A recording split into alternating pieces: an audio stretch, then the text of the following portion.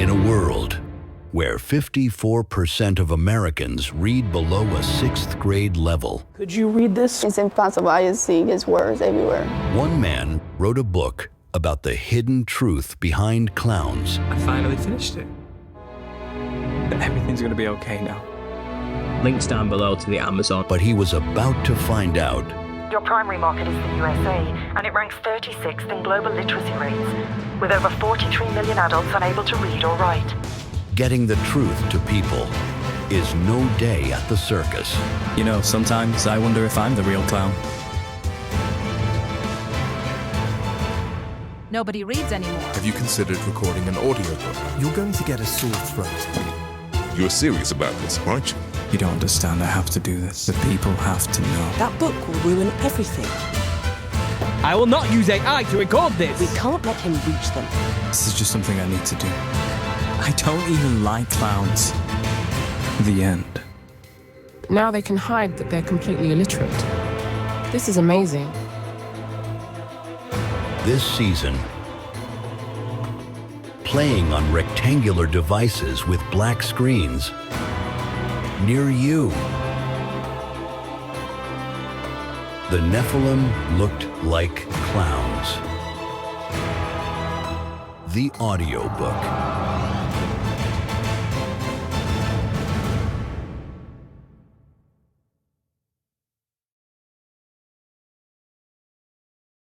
Hello and welcome to the Daily Conspiracy Podcast. We don't take days off because reptilians don't take days off. And today we're joined by Understanding Conspiracy, Mr. Paul Stobbs himself. Thank you for coming on the podcast, mate.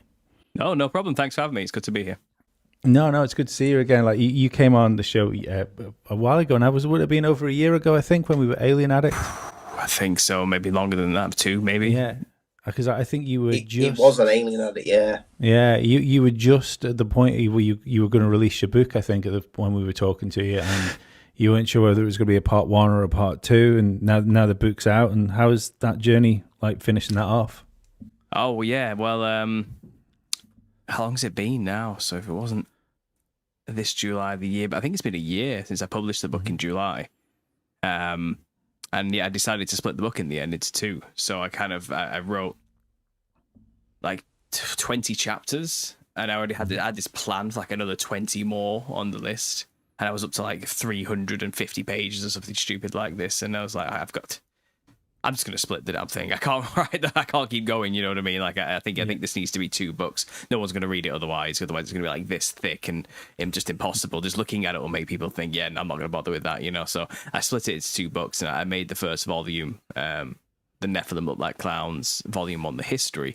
Because I think it quite succinctly kind of lays out the biblical framework for the theory. So, alternative biblical history from a Christian contrarian viewpoint, the Book of Enoch, the Watchers, the creation of the Nephilim, the mixing of humans with angels, all that kind of stuff is kind of laid out and explained. But I kind of give like the case for it and all the arguments people have from every side, you know, and the justification for how they made it after the flood, how the corruption made it after the flood, you know. So the first like 10 chapters of the first book is literally a history lesson from that viewpoint. And I don't even talk about clowns in the first 10 chapters, because I feel like I just need to lay that foundation so people understand where I'm coming from before I start talking about anything at all from that point. Because I think there's a lot of people in the truther community who have heard of my work and don't really know I'm a Christian or haven't actually looked into what I say yet. And they go off on all sorts of tangents that has nothing to do with me or what I talk about based on their own kind of like secular evolutionary worldview, you know, talking about Neanderthals and red hair and Rh negative and all this type of thing. And it's like my work doesn't actually go anywhere near that stuff, because I'm dealing with something wholly unhuman here when I talk about what I'm talking about. But then after those 10 chapters, I wrote another 10 chapters where I laid out the entire history of where we get the clown costume from, showing clearly with receipts this thing is quite literally a representation of a demon and always has been since its very inception. There's no 2 ways about it. Your opinion doesn't change that. These are the facts, you know. And it's actually in minor occult theater circles, they know that. They actually know that's what it's about, you know. References have even been made in modern media about how the clown is a direct representation of the Rakshasa demons of India. I think Supernatural, a long-running series, I think in 2006 or 2002, they released an episode about a circus clown that eats people And then they do their research and they find out it's a Rakshasa demon from India. And this is years prior to me discovering this separately, you know what I mean? So people have known this, and I've kind of just brought out this occult hidden understanding, because all occult means, hidden. And it's now going quite mainstream. I think people are picking up on what I've done as a result of this, and that's the first book, basically. And then the first book kind of tapers off at the end, talking about the psychedelic community, the DMT jesters, and it's kind of a love letter to that community because I come from it originally, and I know exactly what they're thinking and believing. That, yeah. So I kind of wanted to reach out to them with the gospel and explain to them these things you talk to are not your friends. This is where they come from. I hope I've made it clear where they actually come from, historically speaking now. And what you're interacting with are not reflections of the human psyche or the shadow of humanity from the collective consciousness from a Jungian perspective or something like that, or an aspect of oneself. They are quite literally separate entities from you with their own desires, wants, needs, and a history for being there, making it very literal rather than metaphorical. And that's kind of the end of that book. Kind of, because I kind of then talk about sacred clowns and the Heyoka, and kind of mainly the North Americas, the plains, the Dakota tribes, the Lakota tribes, the Hopi tribes, and what they call sacred clowning, which is kind of like very ingrained in their culture. And the sacred clown doubles up as a shaman in many ways, and his role is actually quite noble in the civilizations. It's to keep society in check, to keep people who are like perhaps being dicks, basically. You make fun of them in these rituals, and it kind of puts them back in their place. That's what the clown's role is to do, to kind of remind people how not to behave. So it keeps the cohesiveness of the society going. But when you actually look into what the image that they were, with the black and white lines, the red lips, the red shoes, the Nephilim-esque features, you realize they're actually trying to represent something called a Wakinyan spirit, which is specifically a thunder god, which the Dakotas dress in the same way to channel. In the northern plains, not the southern plains, so where it's rainy in the north, they channel this entity and communicate with him in order to stop the rain. But in the south, they do it to bring the rain and also to play this sacred clown role as well. So it's a very odd thing. So I kind of round off the book with that, preparing for what I'm writing currently, which is the second installation, which is going through every single continent, all the subcultures, all the folk traditions, and examining their costumes and what they wear to channel the spirits, and showing that there's a thread that runs throughout them all, a similar aesthetic that runs throughout them all, and we would call that, from a Western perspective, clown-like. And there's a reason for that, because they're all communing with the same spirits. Because I contest that the only thing that is on the other side are the disembodied spirits of the Nephilim, and perhaps, though this isn't proven, but I think there's a strong case for it, humans who corrupted their own DNA just before and after the flood.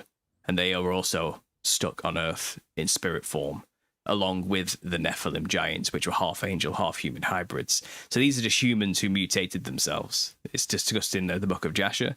The mixing of kinds happened, where mankind mixed themselves with animals and started doing genetic splicing, basically, and creating centaurs and wolf men, bird men, moth men, name an animal, man hybrid. That's probably where it came from, during that time period. And I think they go the way of the Nephilim now, because they've corrupted themselves and removed the image of God.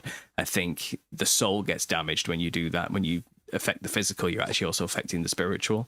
And I think God made us to be a living soul. He breathed life into us, and the soul and the body are one, in a sense. And when you corrupt one, you're corrupting the other. I think those people who corrupted themselves physically and did the genetic splicing to be like Nephilim, to be strong in a world of corruption and fear and misery and monsters, they took that mark, shall we call, like a proto-mark, to corrupt themselves to become more powerful. But as a result, they lost their ability to leave the earth in death.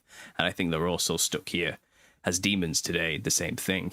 So the Nephilim certainly look like clowns, but all these other things didn't. And I think the only thing people talk to when they take DMT or commune with spirits are what they call ancestors, but are these specific entities, And I think there's a bit of trickery afoot. I think they're lying to people about who they are and what they are for many reasons, to gain a foothold in the physical realm as much as they can. But like I said, I've laid the framework in the first book. I'm writing the second book now to kind of explain that stuff and all these other cultures and every all over the earth who do this, commune with spirits and dress a certain way, basically a clown costume, and how always links back to our Western clown costume is the same thing and its purpose is identical. We just don't know that.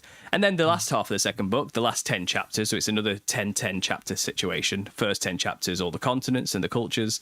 The last 10 chapters is going to be about film, media, the Multicolored Collective, left-wing group of people out there who are very colourful, you know, the fear of clowns, the 2016 clown sightings, the music industry using the clown costume to channel demons for fame and fortune. All the pop media stuff is going to be the back end of that book. You know, clown serial killers, they're everywhere. There's a lot to go into still yet. And like I said, I'm about a third of the way through the second book, and it just doesn't end. This never ends. I keep digging and more stuff keeps coming up, you know. But I want to kind of box it off with the second book, and I think I'm going to be done then. And that'll be one combined volumes, 1 and 2 version if you want that, or you can buy each book separately. It doesn't really matter to me. And I've just released the audiobook for volume 1 to kind of finish it off in a way, because I wasn't happy with the first edition. There was a few mistakes, and doing the audiobook and reading it out loud has definitely helped me correct those mistakes. And that's kind of boxed off now and finished, and I'm going to do the same with the second book when that's finished. Do you narrate that, Paul? Yeah, I did that. I did the audiobook. Where can people find that? It's on Audible now. I think you can get like free trials and sign up and everything. If you want to get a copy directly from me, you can buy one from me directly. It's still an Audible link, but they give me like 50 links to give away for free. I think it's to get like reviewers to give reviews and stuff, you know, and send it to a big channel and they'll talk about it or something. But I'm just selling them. So if you want one from me directly, it's £20 rather than giving it to Amazon. Just give it straight to me instead, you know, if you want to. Understandingconspiracy@gmail.com, or go through Amazon if you want to. Like I said, Audible. It's all there on the Amazon page, and yeah, it's available. You see, I'll be listening, but not tonight because I'm currently staying in a hotel, and the weird synchronicities in life. This picture has one red nose on it in this hotel. Talk about a synchronicity. And I'm doing the show from a hotel. My microphone didn't work, so I apologise to our audience from that. But I wanted to ask you, because I was terrified as a child of clowns. Terrified. Mm-hmm. Still to this day, I'm pretty much terrified. Yeah. Do you think that's like an inbuilt, like something that's built into our DNA, our soul, that, you know, we should be scared of this thing? Well, a lot of children are scared of clowns. They are, yeah. There's many facets to this, which again, I'll be writing about this in the second book. So what you're about to hear is probably what you're going to get in the book, but with references, you know, to back up what I'm saying. So I'm not talking out my ass, but yeah, the fear of clowns is actually quite high up on the list of fears. It's surprisingly high up. Why? It's odd. It's so odd. It's up there with snakes and heights and things you should be scared of. You know what I mean? Like things that will kill you quite easily. You know, for completely rational fears, you should be scared of heights and snakes. You know, they can kill you quite easily. Spiders, it's reasonable. You know, venomous things. Yeah, fair enough. I get why people are scared, but clowns, it's just so odd, isn't it? But they're up there. They're in like the top 10. You know, and yeah, children don't like clowns. Like studies have been done. Like why they're marketed towards children is beyond me, because the kids hate them. Like it's like 1 in 10 children might like the clown, and that kid's a freak. They're the outlier. They're the weirdo. They're not the norm. You know what I mean? They're not like, they're the exception to the rule. Children tend to have a fear response to the image of a clown. It's like I said, they freeze. They look. Just give that glance to them like they don't know what to do next. You can see it quite often. Or the old photos of children being held by clowns. They're screaming in the arms of this thing that's got them in its grips, you know what I mean? And they're trying to pull themselves away in like the black and white photos. And yeah, I think there is that aspect that there's maybe something deeply rooted in our psychological collective DNA throughout history. It's burned into our code to fear the image of such a thing because it was a natural predator of ours. It ate us. It was bigger than us, it was more stronger than us, it ruled over us, and we were its food. So yes, prey response to a predator response is probably the route we can go down. Now, when you actually look at an image of a clown, they always tell you, and there's an article every year, they release an article literally every single year, like clockwork, just before Halloween. They're going to do it this year, guarantee. I'll post it when it comes up, you know, and they always say, why are people scared of clowns? Scientists have figured it out. They figured it out every single year for the past 10 years, have they? You know what I mean? Like, they always like to point this out, that it's the uncanny valley thing. So it's almost human, but not quite. And that freaks us out. We can't handle that, you know what I mean? It's something built within us to mistrust that kind of imagery. And also it's the idea that because they have a mask on, in a sense, so we can't see their facial features, we can't actually see the true expression of their real emotions. humans are naturally inclined to distrust or feel uneasy around something like that. So there is that reason, but also the costume of a clown is a direct depiction of predator imagery. Everything about it is predatory in nature. So nature knows this, animals know this. There's a rule. Brightly colored things means danger. Stay away. Okay, animals use this to defend themselves. The most colorful frogs are the most poisonous frogs. That type of stuff, you know what I mean? Like the most colorful, bright lizards are usually quite dangerous, venomous in some way. Same for snakes, and that's done on purpose. Insects, poisonous, very colorful ones. It's a defense mechanism. It's there to show I am a threat. So when we see something very colorful going that way, instinctually, yes, threat, danger, colors, bright. Okay. Be weary, be on edge. It could be poisonous, it could be venomous. That is built into us to keep us alive more than anything. But again, it could link back to the fact that these things specifically were quite dangerous. And then you have obviously wide mouths, serpent mouths, snake features, predator features again. Slit pupils. The clown makeup often has lines going down the eyes. Only predators have slit pupils. Now, there's different species that can have this. One form of canid type dog, wolf, fox thing has it. Only one breed. Some birds have it. I think there's 2 breeds of bird that have slit pupils, and they're the ones that hunt on the surface of the water and get fish really quickly, And mainly a lot of felines have them. Cats, because they're hunters, they're predators. They have slit pupils too.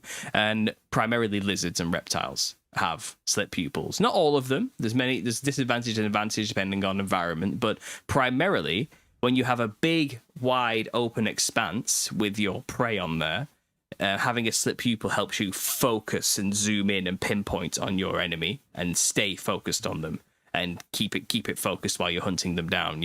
It's what predators need to hunt.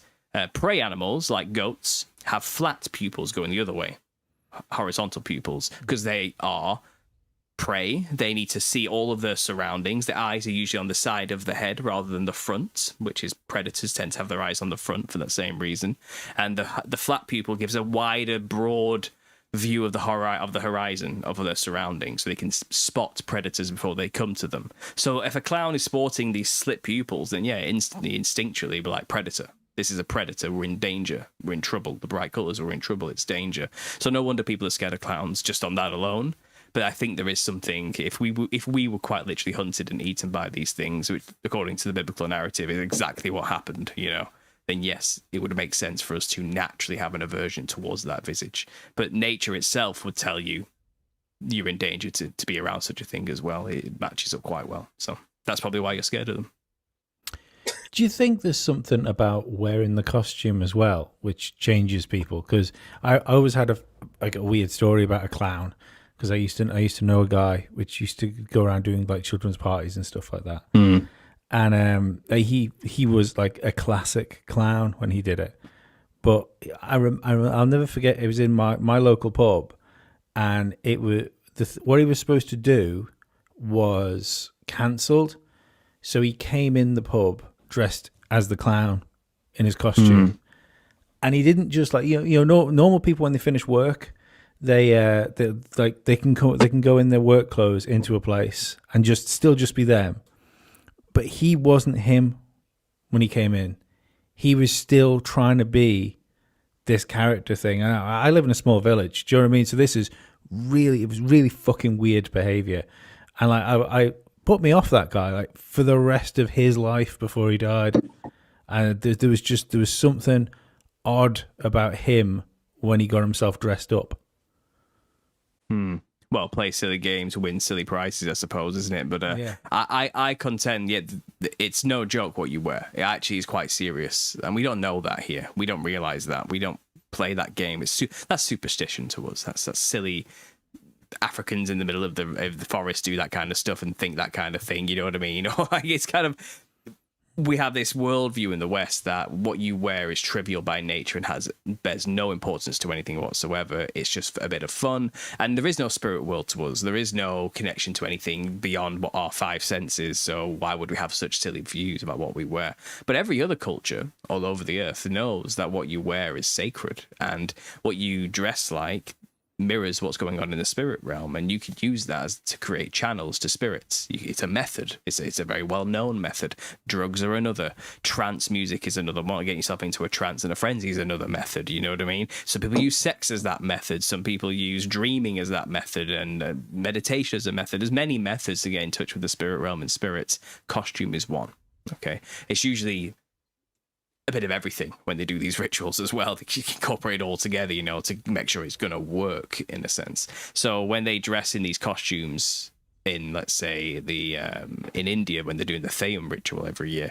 Now, the Theyyum, Theyyum, is an old, really old, like, thing. Like, people think it even predates, like, Hinduism itself. You know what I mean? It's like, it's been around forever, this old tradition. So if you want to get a glimpse into what people have been doing for thousands of years, go check that particular tradition out.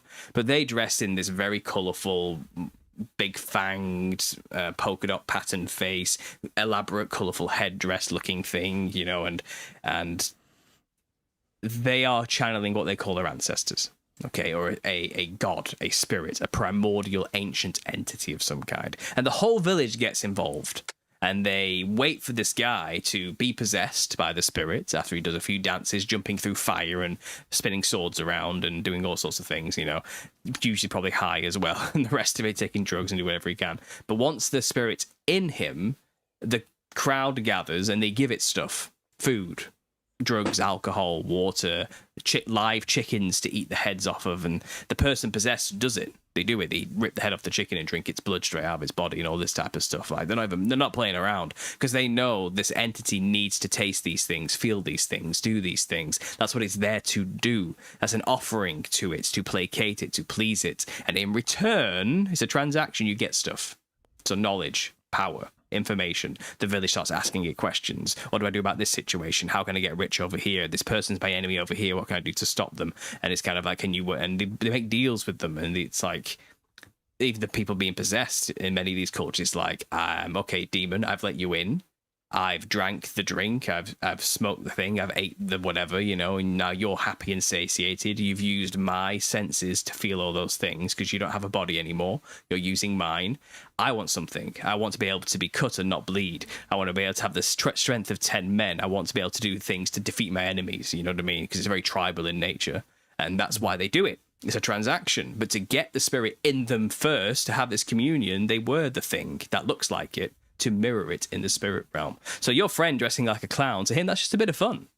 Because we're silly here. We don't know that. We don't know it means anything. To us, it's trivial. It's silly. It's just for kids, you know? It's a clown, whatever. But to these other cultures, no, it's serious. It's business, you know? And I don't think ignorance of the spiritual law makes you immune to the spiritual law. If you dress like a clown often enough, you're inviting into your body demons. It's that simple. I know it sounds crazy to most people, but it's not crazy to like 90% of the world. Just to us, in our isolated little bubble here, that doesn't believe in a spiritual realm, primarily through secularism and atheism and nihilism and scientism and the rest of it, you know.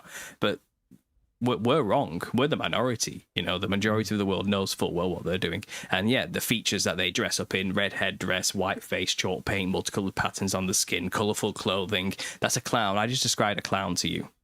They have their own way of doing it. Explains the Furbies. Is it the Furbies? Furries. Yeah, yeah. Well, go look ahead. At those things that are going like crazy now for kids, isn't it? What are they called? Those strange little things with the sharp teeth. Oh, why am I blanking the name? What's it called? It's from an anime, isn't it? Labubu. Labubu, yeah. It's supposed to represent some, like, is it like some Celtic demon or something like that? Yeah, but it's like, I can't remember. I've looked into it briefly. That's like a human-animal hybrid. They have like bunny ears, but they've got like the teeth of like an animal. Yeah, something like that. I don't know if that's Nephilim in nature. The wide mouth is like the only thing I can find there that's a hint. But like I said, I think some of the other demons on the other side are humans or people who corrupted their DNA and became animal-human hybrids. So Labubu kind of comes under that category for me. And yeah, that's where you lose the clown features. They become something else then. You know what I mean? I'm talking like a specific class of entity you're channeling here. The angel-human hybrids. They're the ones that look like clowns. But Labubu, that's an odd phenomenon. I mean, again, it's the same thing, though. I mean, you carry around the image of something on your body, your persons, clip it to your bag. you are opening up a channel or a gateway to that thing in the spirit realm that looks like it. So I think the people who control us, getting conspiratorial, they know this. And I think they purposely put onto us these fun little trinkets that we think are just silly things, knowing full well that, well, this is the perfect image of this particular class of demon in the spirit realm. And now we're getting people to open them up into their life and let them into the physical world more through these things. I think there's a war being played against us, in fact, through these methods. The clown costume has been one method for a long time, but now it's kind of out in the open. I don't know what they're going to do next. I don't think they're going to ignore it and carry on as normal because it sounds so ridiculous. No one's going to buy it. You know what I mean? But I'm hoping I can warn enough people. It's kind of like, what you wear, it's no joke. Like, you might think it's funny, but it's actually very serious. Halloween. Samhain, Samhain, how it's pronounced, the Celtic tradition, which we call Halloween today, which is a Celtic ritual, when they believe the veil between the spirit realm and the physical realm was at its thinnest. And then what do? They dress like demons, because that's when they have the highest impact to commune with them. But today we do it to scare away demons. It's called being apotropaic in nature. So it's the idea that I dress like a demon to confuse the demons in the spirit realm so they leave me alone. Now, I think that's a ridiculously stupid way of viewing the world. Everywhere else knows you dress like things to channel them. Us dressing like them to scare them away. We can't both be right. Are they channeling demons or are we scaring them away? Well, I'm going to trust the people who are literally talking like a demon, drinking the blood of chickens, who tell me they've been channeling demons, to say, dressing like the thing makes you channel it, it's not scare it away. I think that's true. I don't think your intention will change that, unfortunately. And a lot of people want to argue, I didn't mean to channel the demon. I just want to entertain children. It's kind of like you're playing with fire. You really are, Halloween's strange, isn't it? It's strange. So many so many different parts of the world see it, and it's different names as well. For instance, I live in the Isle of Man. Halloween's Hop Tune over here, and it's I sometimes I do worry because I think of this stuff, and again, it's another thing that seems to be solely aimed at children now. And you go, why do these things that are possibly damaging they're always just thrust, aren't they? And it's just a bit of fun. Don't be silly. It's fine. It's all good. Just dress them up as a demon. It'll be great. Well, it's always aimed at the kids. Always has been. And I think that it's odd in England. It's not very often I talk to English hosts, to be honest, so it's kind of nice to have this kind of conversation. But I think we've all got ginger beards. But what do you know? We must all be Nephilim ourselves, as people keep telling me. But I think there's something about the Americanization of the English island, the British Isles, has been happening a lot. And I think even things like Easter, for example, didn't used to be quite as commercialized as they are in our country now, with all the eggs and the chickens and just decorating your entire house. It's quite an Americanized introduced into the West. I think Halloween as well, the popularization of Halloween as just as big as Christmas to us now. You know what I mean? In terms of the way it looks. They're already selling Halloween stuff in the shops now, and August has just started. We're still in the throes of the heat of summer, you know what I mean? And they're already selling it now, putting it on the shelves ready for it, because it's big money, it's big business. And it seems to have been heavily popularized. I feel like it's a bigger deal now than it was when I was a kid. And I'm only 33, you know what I mean? It's very overhyped now, and I get the sentiment, I get it. Kids love it, It's that one time of the year they can just absolutely gorge on sweets and just lose the fucking mind for 3 hours and crash and go to bed, you know what I mean? And parents are okay with it. That's fun, isn't it? Kids probably enjoy that, fair enough, But it's the one night of the year it's the one time of the year that you'll let your kids get sweets off strangers. Well, but kind of, it depends. If the packaging's been opened or removed or compromised, don't take it. That's what I would say, But it's always, they always hide behind the children. This is how the occult always operate, because it's kind of like, what, do you hate kids? You know what I mean? They always have that plausible kind of, what's wrong with you? Like at the Shriners, for example, who dress like clowns, and have their own clown sect within every single shrine. They all have their own little group that dress like clowns, and they put on shows for charity and circuses to raise money for the hospitals, the Shrine hospitals, which help dying and sick children. Okay. And it's kind of like, if you question their motives, it's kind of like, what, you want children to die? Like, what the perfect cover is that? What a shield is that? What kind of shield, But when you look into it, it's kind of like, and someone did, and I've made a video about this recently, for the Royal Order of the Jesters, which, by the way, are all Shriners who become Royal Order of the Jesters.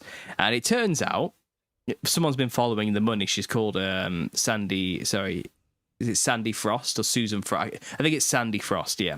She wrote a book called Vampires of Charity. And she basically just follows the dry money, goes through tax returns. And she turns out all the money that gets raised in these circuses by the Shriners, they claim all the funds go to the hospital. Well, she looked into it, about 5% of the money goes to the hospitals.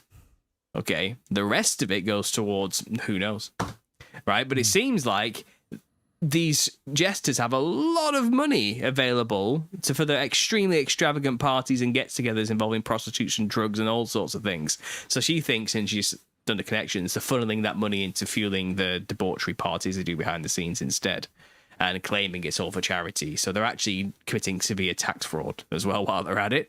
And this is what I mean. Like, it's all, they're hiding behind children. The hospitals, the sick, dying children. I think Halloween is the same thing. It's fun for the kids, but you don't want the kids to have fun. What's wrong with you? Are you some kind of monster? Just let them dress up like silly things and their favourite superhero and go eat candy.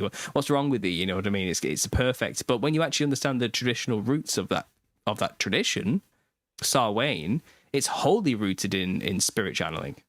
Like, that's what it is. It's not anything else. So it's something that's just changed now because we've modernized it and made it for kids? No, it doesn't change. It's the same practice. You just don't know that. You don't know that's what it is in a way. So I would say, I'm not like a zealot. I'm not like a Puritan in a way. Like, I wouldn't recommend you take part in Halloween, but I get it. You know what I mean? So if you're going to do it, be careful about what you make them wear. Dress up like Where's Wally or something like that, something harmless. You know what I mean? Don't dress up like a clown. First of all, that's my first piece of advice. I wouldn't bother doing that. And if you're going to go out and knock on doors for candy, like, do so, but just keep it local, keep it safe, and don't eat anything that's been opened out of the packaging. And just try and distance yourself as much as you can from the demonic aspect of it all. Satanic, you know what I mean? Yeah. Yeah, that's all I can really recommend. Can I ask you about, because you mentioned jesters there? Yes. And it just got me thinking, because a jester was always the one that was kind of by the king's side, could even make fun of the king, could get away with murder almost. Have you looked into jesters, and maybe were they imitating clowns? Well, it looks like they were imitating clowns, but could it be that they took on the role so much of a clown that they almost got possessed by something and could influence higher ups like the king, for example? Yeah, yes and no in a way. Jesters are a special kind of place in this whole theory, because jesters traditionally were just actors for hire. And yes, their job was to entertain the court, and the king had a court, and they usually stayed within the grounds, and the role was to be on beck and call to calm the king down, shall we say, and there's different types of jesters. You have natural fools and you have trained fools. Natural fools are like really deformed, ugly idiots who are just very low intelligence, who are just funny to watch be idiots. It was a different time. That was actually quite a common thing then, He's on the other side. I know what you mean. But they, so that's the natural fool. And yeah, they have their place. And they usually dress them quite differently than trained fools, intelligent fools, who are actually playing a role, a part, the witty kind of jester, So the natural fools were one thing. And they were literally just there to be laughed at. They weren't really anything else. They weren't trying to be funny. They just are funny by nature. They're natural at it, because they're funny looking and yeah, basically, yeah. That's what they were doing. They were laughing at disabled people. That's basically what it was. But then you had this other class of jester, which dressed very specific. They designed their own clothes, but they did have more of that like kingly attire to them, with the crown, with the bells, and the scepter with the head on the end, and the bladder, and this type of thing. And their role was to kind of, like I said, placate the king. But they had a lot of power. They had a lot of sway over the king's opinions. They could decide whether or not the king's going to behead a little boy for stealing bread or let him go. You know what I mean? Depending on how he's feeling that day. The jester could change the king's mood easily and save people's lives, you know. So he had a lot more sway than perhaps somebody should have, and they were given a lot of free license to kind of be the one that can say those things. And it was a traditional role that kind of developed throughout medieval period, coming out of the 500 AD. Because the problem is, with the collapse of Rome, acting was like dirty. It was filthy. It was like being a prostitute, pretending to be something you're not. It's like you're a liar. You're a paid liar. You know, they really didn't like it then, when like kind of like the Christianity kind of took hold of Rome, and actors were kind of out of work, you know, basically. And they traveled throughout Europe, and they kind of found their place in as these court jesters for kings and stuff, because it's kind of, you can't turn your nose up at paid work, you know. And who's going to argue with a king for having a funny man around? You know what I mean? Like, you can't really do so. Kings could kind of get away with it, and it became like a hot commodity to have a jester. If you didn't have one in your court, like, are you even like powerful? Like, what are you? You know, it's that kind of attitude. That was like the bragging rights of the day. So they were all over Europe, jesters in every kingly court, and yeah, they did play that role, but they were mainly a mockery or an image of the king himself. So they're dressing like the king, not clowns. But then I think that towards the end of the medieval period, there was a change in inspiration in costume, which certainly mirrored a lot like Harlequin from the Commedia dell'arte movement. So the Commedia dell'arte movement were these out-of-work actors I mentioned earlier. Throughout the Middle Ages, they developed a band of travelling actors called the Commedia dell'arte. They all came together, and they put on shows in town squares to entertain the public, and got paid cash in hats, you know what I mean, and moved on to the next place to do it again. And they developed a lot of stock characters, stock zanies they were called, funny men that represented funny people in society, and they made mockeries of them, like the policeman, the soldier, the baker. There's stock characters anybody anywhere would recognise, that transcends language barriers. You know what I mean? Whether you're in France or you're in Russia, you know what the rich man is. You know what I mean? Or you know what the I don't know, the shopkeeper is, and this type. It's that type of thing, you know. So they kind of had these stock characters, and they introduced Harlequin in like the late 1400s, early 1500 period, and it kind of developed to become what it is today. This tight leotard, diamond wearing, fancy lad about town, you know, that's prancing about. But in the early days, he was a representation of club wielding giants all throughout Europe, called the Wild Man. And I think that Wild Man costume definitely inspired the jester costume in the king's courts in that period. I think you saw kind of like a similar style, and think more like Venetian style. You know what I mean? With the like, you see Venetian masks at Carnival today and stuff like this. That kind of did start to seep into the image of a jester. And I think when that started to seep through, perhaps then the jester started to get more of a demonic influence into himself. Because prior to that, jesters actually had a really hard job, because they had to tell the king bad news. You don't want to be the guy that tells the king bad news. No. Like, it can go either way. Like, they were dicing with death on a daily basis, but they had like riches for it. They were given like their own homes and all sorts of things, and you know, it was very lucrative to be a jester. Like, but at the same time, it's kind of, you could die tomorrow on the whim of the king's mood. You know, it doesn't matter. And often in battle, for example, the jester would be the one that has to go to the other side, talk to the opposing king with the terms for surrender, you know. And if the king was angry, often they would shoot the messenger. And by that, I mean literally put the jester in a catapult and fire him back at the other side.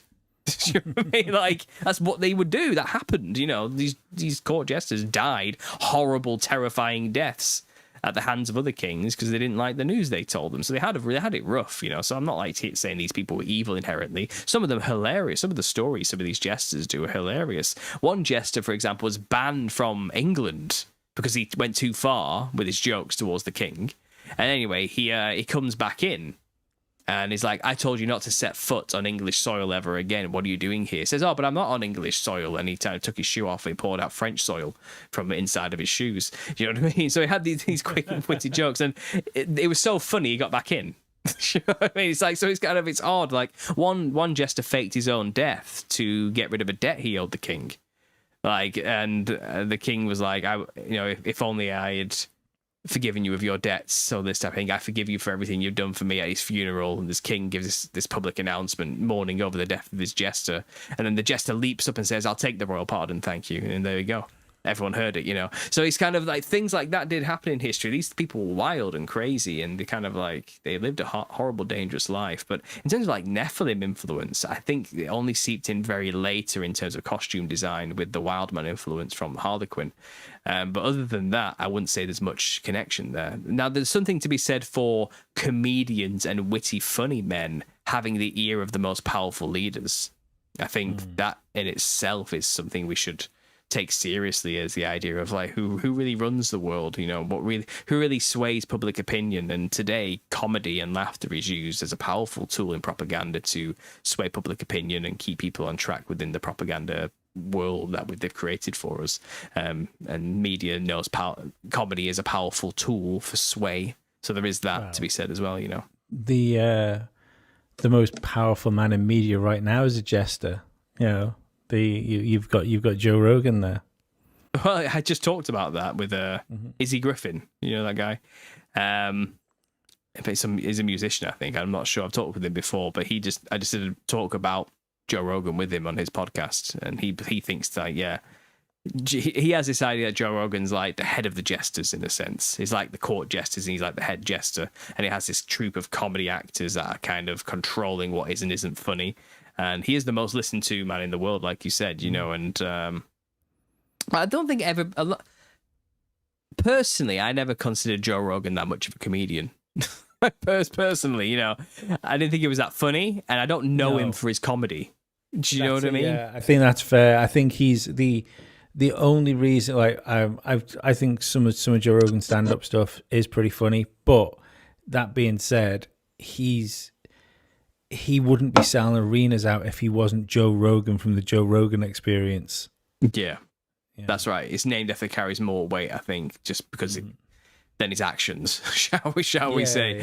Yeah, and I think he's a bit of a flip-flopper personally. I think he disagrees with most of the guests he has on as well. And I don't know. I've never been a fan. Like, I don't hate the guy. I don't know him, you know, but I've never been one to listen to his podcast that often. But I have seen the odd one when he had like Alex Jones on, for example, you know, or just because everyone was watching it, and it's like, what's going on now, you know? Yeah. But I've heard about, you know, he does have this like comedy sphere around him in a way. And but how much influence does he have on like culture at large? Probably more than he should have. But you could argue he swung an American election. I've heard that argument in the comment section for the talk I had. The people who love him, you know, and people say, oh, well, he's doing his best. If it wasn't for him, you wouldn't have conspiracy and all this type of thing. And I think people give him a lot more credit than he's due as well. I think there's a lot of fanboying going on. I think it's a little bit of this, a little bit of that, you know. And I don't know. I'm personally somebody who doesn't like to assume malevolence. I assume ignorance before malevolence. And I don't think people. I don't want to say he's a shill. I don't know that. Do you know what I mean? He could just be a guy doing his thing, trying his best like everybody else, and that's fine, you know. So all the best to him, and we'll see where it goes. But I don't think he brings much to the table personally in terms of trutherism myself, but maybe I'm wrong. I don't think there's a lot of controlled people, to be perfectly honest with it. I think there's people that have maybe people in their ear or stuff that gets put to them, but I don't think there's an awful lot of people which are controlled and they know they're controlled. Because the way I look at it is, I don't think people understand how difficult it is to lie for an hour. Let alone 2 hours, let alone 3 hours, let alone X amount of hours over the course of a month. It's far easier just to get people to help maybe push people in those positions that actually believe what they're doing in those positions than it is to try and insert fucking bad actors into the place. I think that too. I think there's a lot of useful idiots out there, patsies you would call them, you know, and they believe wholeheartedly what they're preaching, you know, and they're good guys in their own mind, and the thing they're selling and what they're saying is, this is the truth. I believe it's the truth. I want to help people know the truth, and they're sincere in what they do, which is why they're so successful, because the sincerity sells in a way.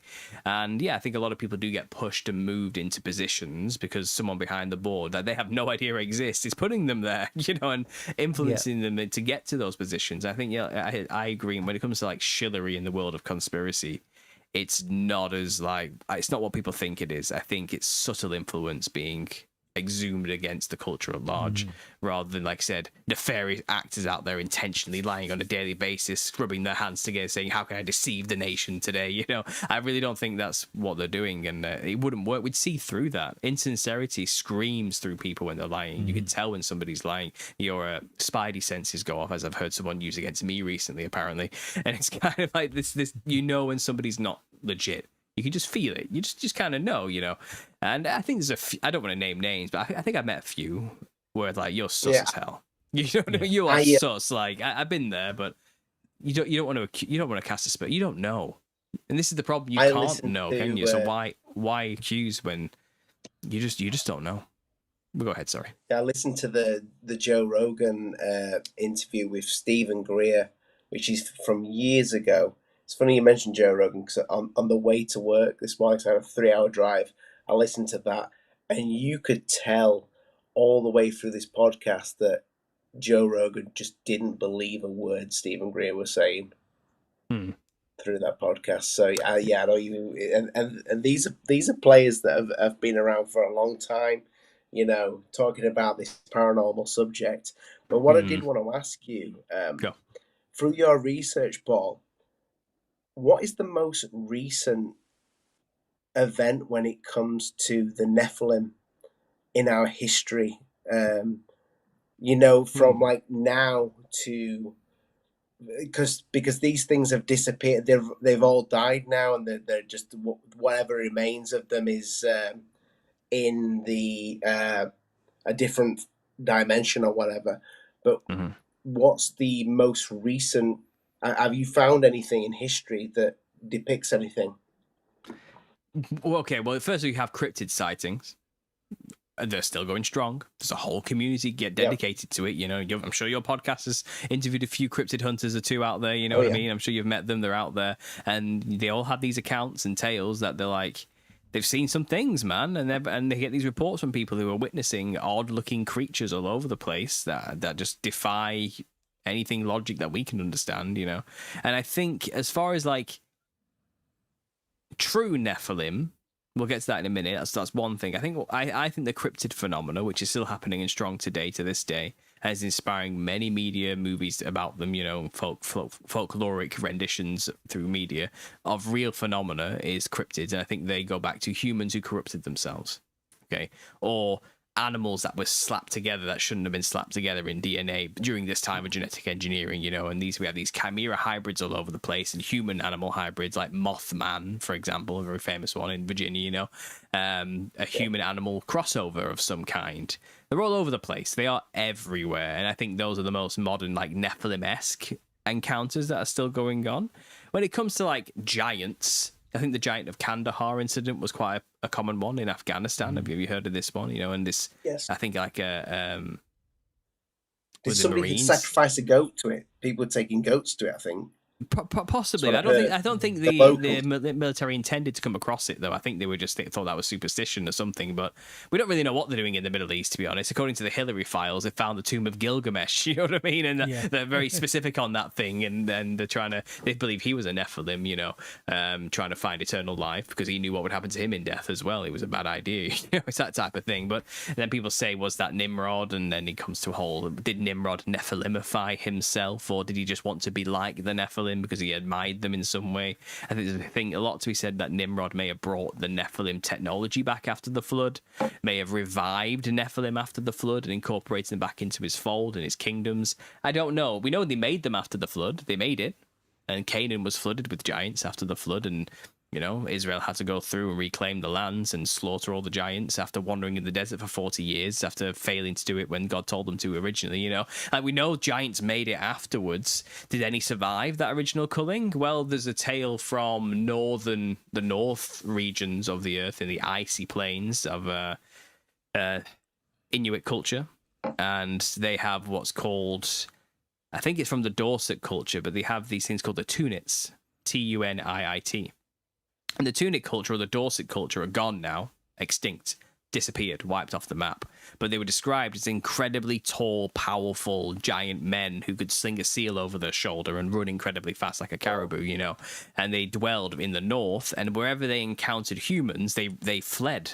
They didn't stick around to fight. Because I think, my theory is, these are the remnants of the giants that fled from Canaan, who went as far north as possible to avoid being slaughtered, because they were hearing reports of all their brothers and sisters getting annihilated by tiny humans, which was like, what the hell? How is this possible? You know, because God gave them the right to do that and claim their lands back. I think some of them fled. I think we have pockets of Nephilim all over the earth, like some of these stories suggest, where they try to hold out and stop the culling, stop being wiped off the earth, you know? And I think that's why they fled from humans when they saw them, even though they could, in theory, annihilate them. I think the God-given edict to humanity to wipe them off the face of the earth still stands. And I think they don't want to risk touching a human or getting close to a human because they'll probably win. And I think that they know that, you know, because the fate is sealed by God in a sense. But they got wiped out through wars with the Inuits, and they were destroyed and gone. But these are giants, you know. It's claimed that origins are that every year the ice sheet from the north would fill into the northern plains, and then ice giants would come across and mate with the human women to create the Tunits. Okay, so it's kind of like a Nephilim creation story. The ice giants from the north could be angels from the sky. Do you get what I mean? It's the same thing, mixing with human women to create giants, which were the Nephilim. So they have their own Nephilim-esque creation story. So that's quite a relatively modern one, you know. We have stories which come through, let's say, we don't know how old these oral traditions are, but there was the Duwamish people, the Duwamish tribes of North America. They have a story of what's called the Nung-Nungs or the Noseless Ones or something like this. And they had magic creams that could make them invisible. And they were tall and terrifying, you know, and cannibals. And they kept pestering this tribe, the Duwamish people, and they kept stealing their women. And some women returned, some didn't, you know. And the women that did return had their DNA in them, so they got raped, basically. You know, that's a nice way of putting it. So they were mating with human women, trying their best to keep themselves going. And they were like playing jokes on this tribe, which is again an odd thing when you think about it. They were like stealing their clothes off washing lines or picking up their huts and putting them in trees so the humans couldn't get to them and stuff like this, you know, just messing with them. And the humans stood up to them. And as a result, these giants killed 12 of the tribe's young men. And it's kind of like, how dare you speak to us like that, you pathetic human. As a result, for this insolence, we're going to murder 12 of your people, you know. So the tribe was just destroyed after this event, and they never talked about it again. And so that's a modern oral tradition of maybe they're still there. Maybe these tribes still exist. We don't really know. It reminds me of, we had somebody on, we had a guy called Doug that went out to, was it Peru, Lee? And he investigated the face peelers. Do you remember the thing that was going on with the... he went with Tony Albarino. Was it Tony Albarino? Yeah. Timothy Albarino, sorry. I've heard of this face peeler thing. You have to remind me. This was like a year or two ago. I think I heard about this. Yeah, there was a village in Peru up the Amazon, and they were reported that they were being attacked on a nightly basis by these creatures with humanoid creatures on black hoverboards, for want of better words. They were hovering.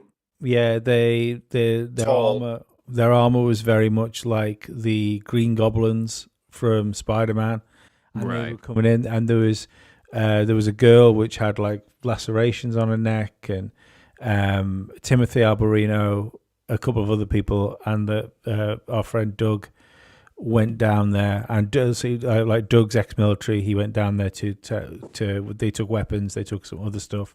They took some night vision stuff and trained them like how to cover the perimeter of their village and stuff like that. But like, he's convinced that that what they were seeing, that they were interacting with something like real.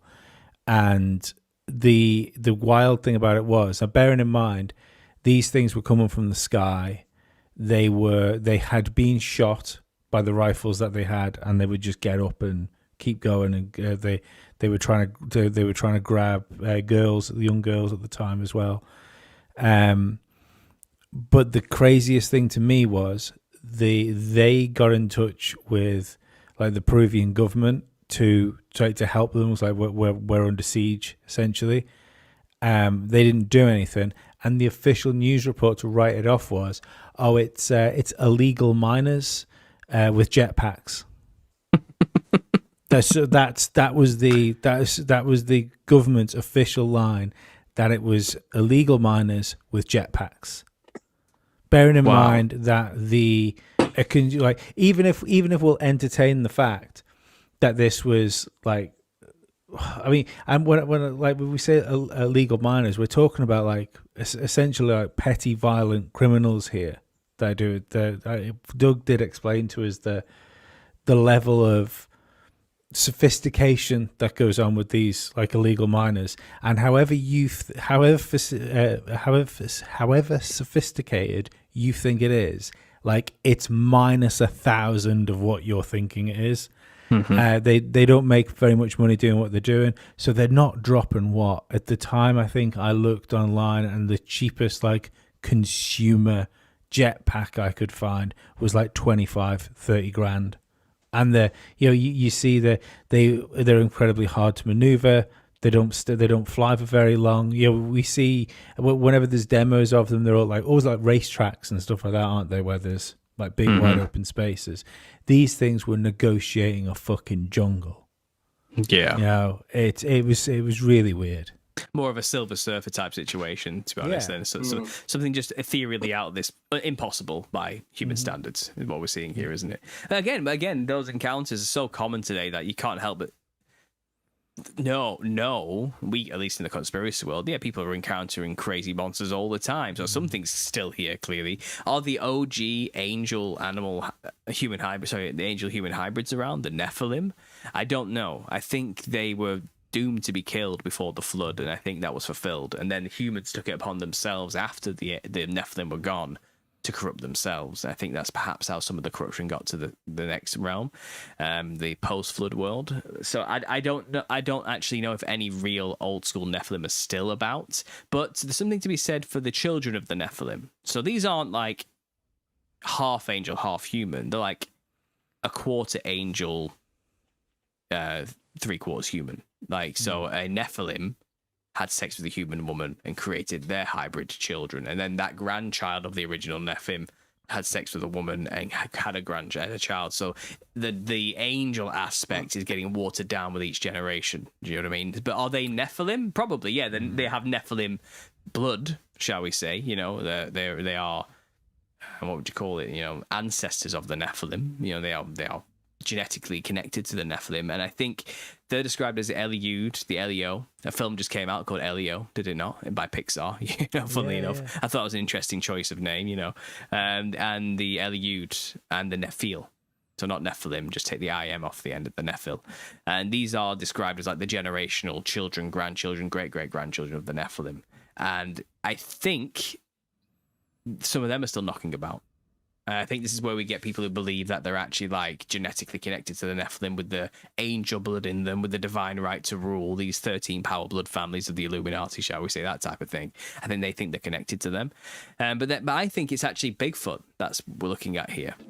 Because I think with each passing generation, the clown features disappeared and the human features mixed in more. And I think they got hairier.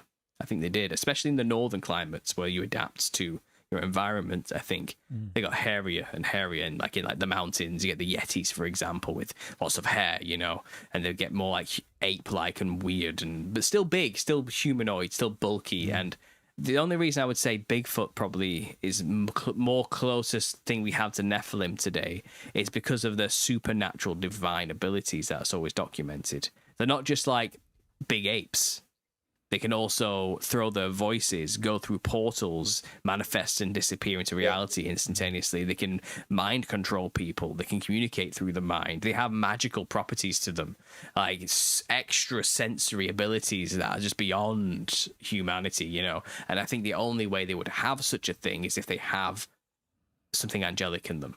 So they have a lineage going back to the OG Nephilim in some way. So could the Bigfoot be the Eliud or the Nephil that was described?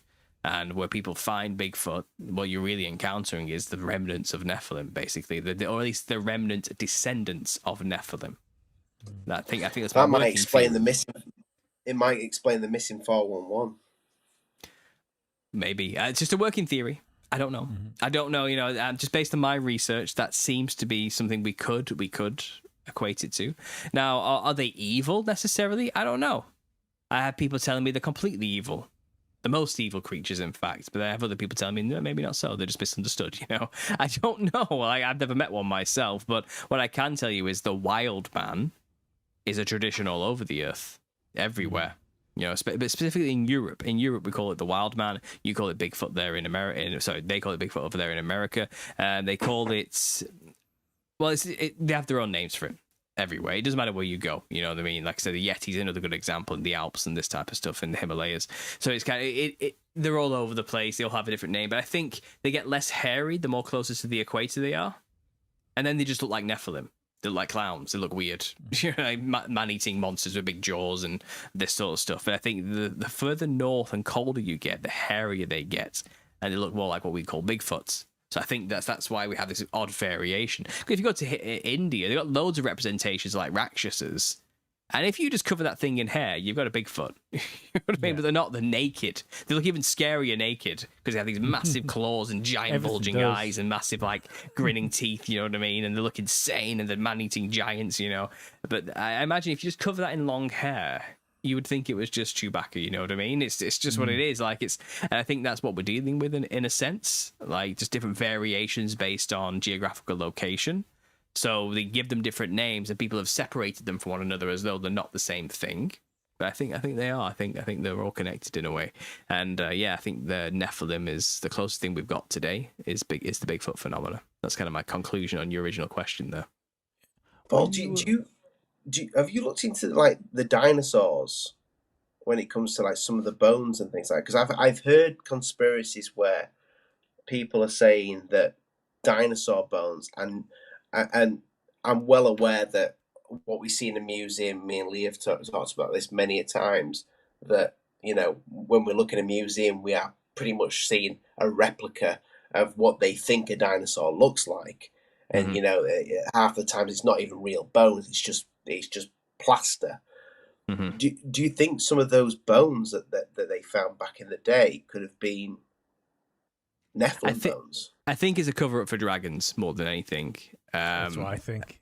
I think also a lot of bollocks has been created as well based on the bones they found in the ground. I think a lot of it was just pure, they're pulling our leg on a mass scale. Like they're finding giants' bones basically and making monsters out of them. But I think there are big terrible lizards. I think there were dragons around, you know. And I think we have all the medieval period are contested that dragons existed, and they were fighting them quite regularly. In fact, you know what I mean? They're depicted all over the place. And I think to cover that up, they now say it was dinosaurs millions of years ago, you know. But it doesn't actually take that long to petrify bone into stone. It doesn't actually take that long. Just the right conditions, it can happen. I think what I'm getting at there is, where do you think the Nephilim bones are? Oh, I think they've been exhumed. I think they've been, wherever they're found, they've been taken by, what's it called? I'm blanking here. The Institute in America, the Smithsonian. Yes. All throughout the 1800s, they were digging up giants' bones all over the place. There's a book about this. I can't remember the name now. I did reference it in my book, and I've read it, but it was fantastic. And they basically just laid out all the stories from like the 1800s to the modern day, newspaper clippings, everything they could find, where they were announcing that they found giants. They were digging giants up in these places, usually in burial mounds and serpent mounds and in caves and in random places, you know. And it's kind of like, and the people who were announcing that we found like an 11-foot skeleton or a 16-foot skeleton or a sometimes 9, sometimes as big as 30, you know. It's kind of like they're always like really well-known and respected archaeologists of that day. They're not like nobody saying this.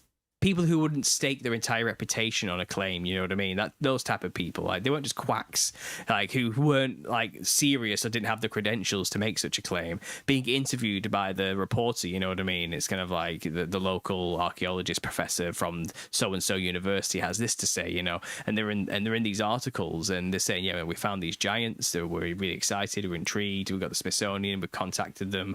We can't wait to study these things. And then you never hear it ever again. And the bones disappear and they're gone. They've been destroyed, you know. And you look into the politics of the Smithsonian, you find there was a takeover around the same period from this. I think it was like a German.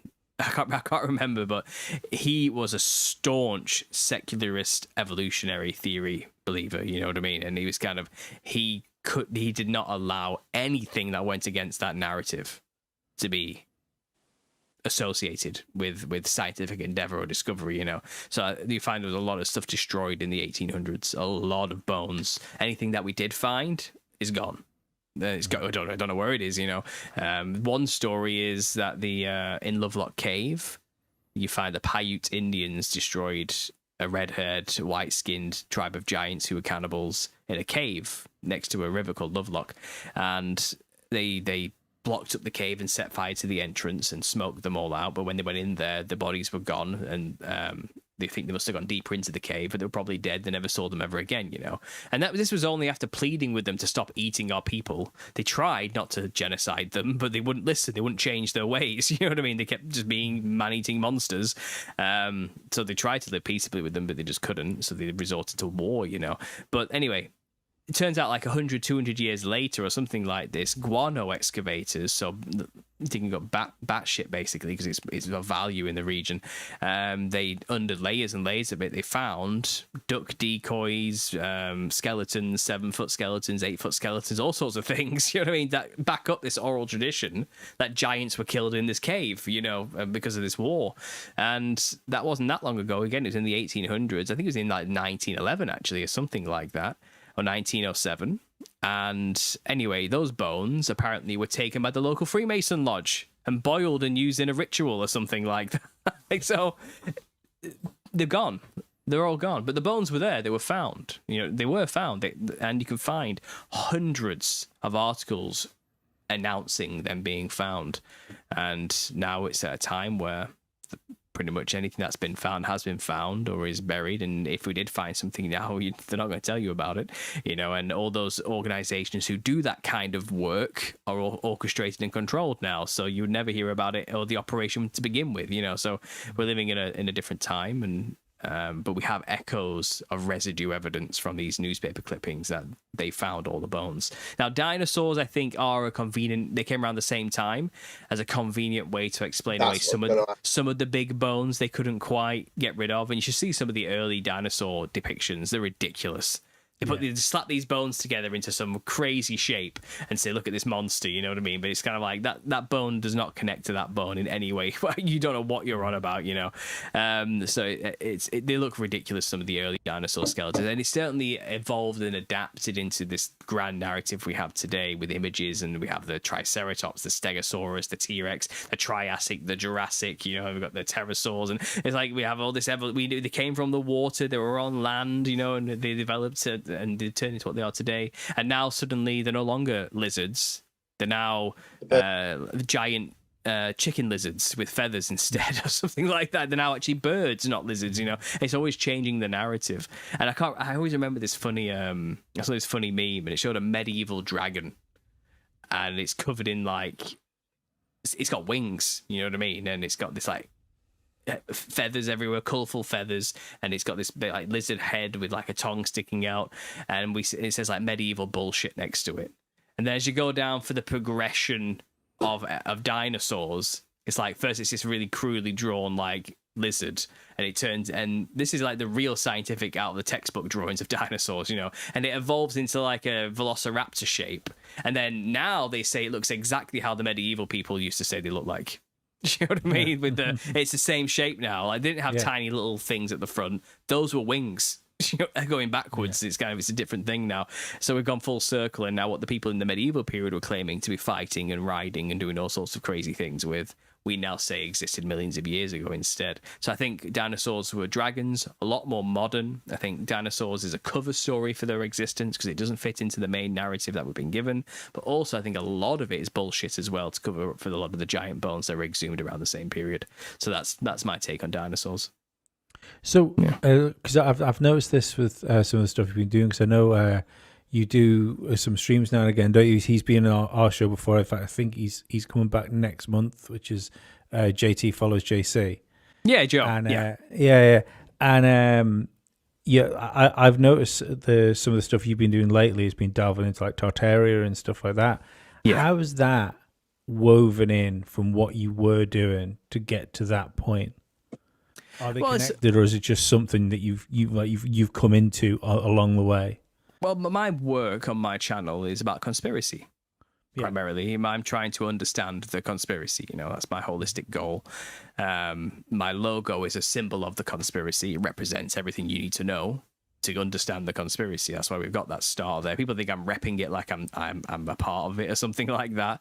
But no, it's like I have another channel called Understanding Creativity. So I've used a paintbrush and a pencil. It's the same thing. Okay, cool. I want to understand conspiracies. So let's get the logo that represents the conspiracy and let's break it down.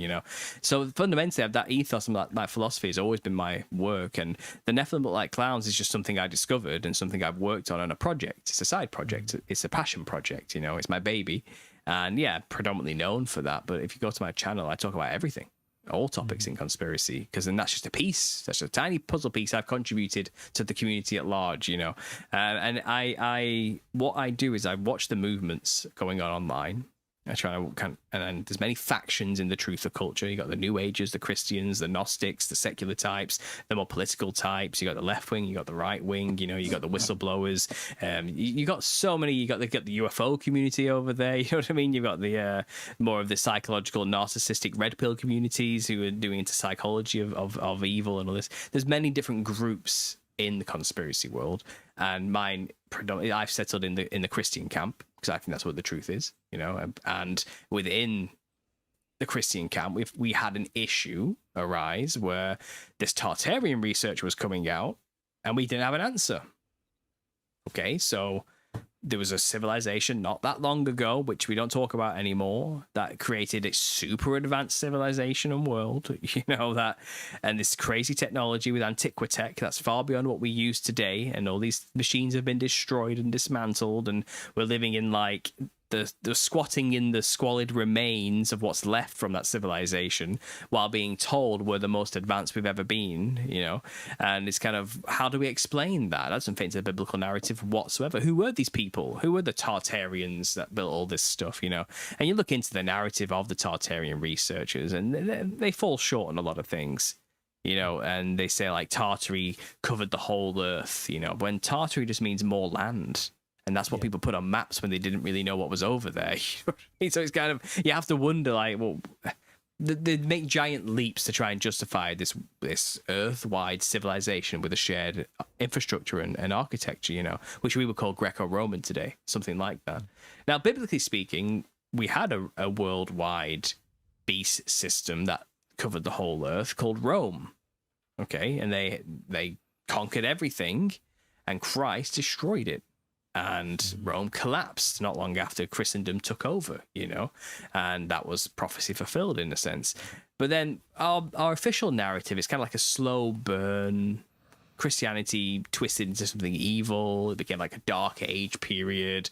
And it's kind of, the Tartarians know the official narrative and the official history is a lie.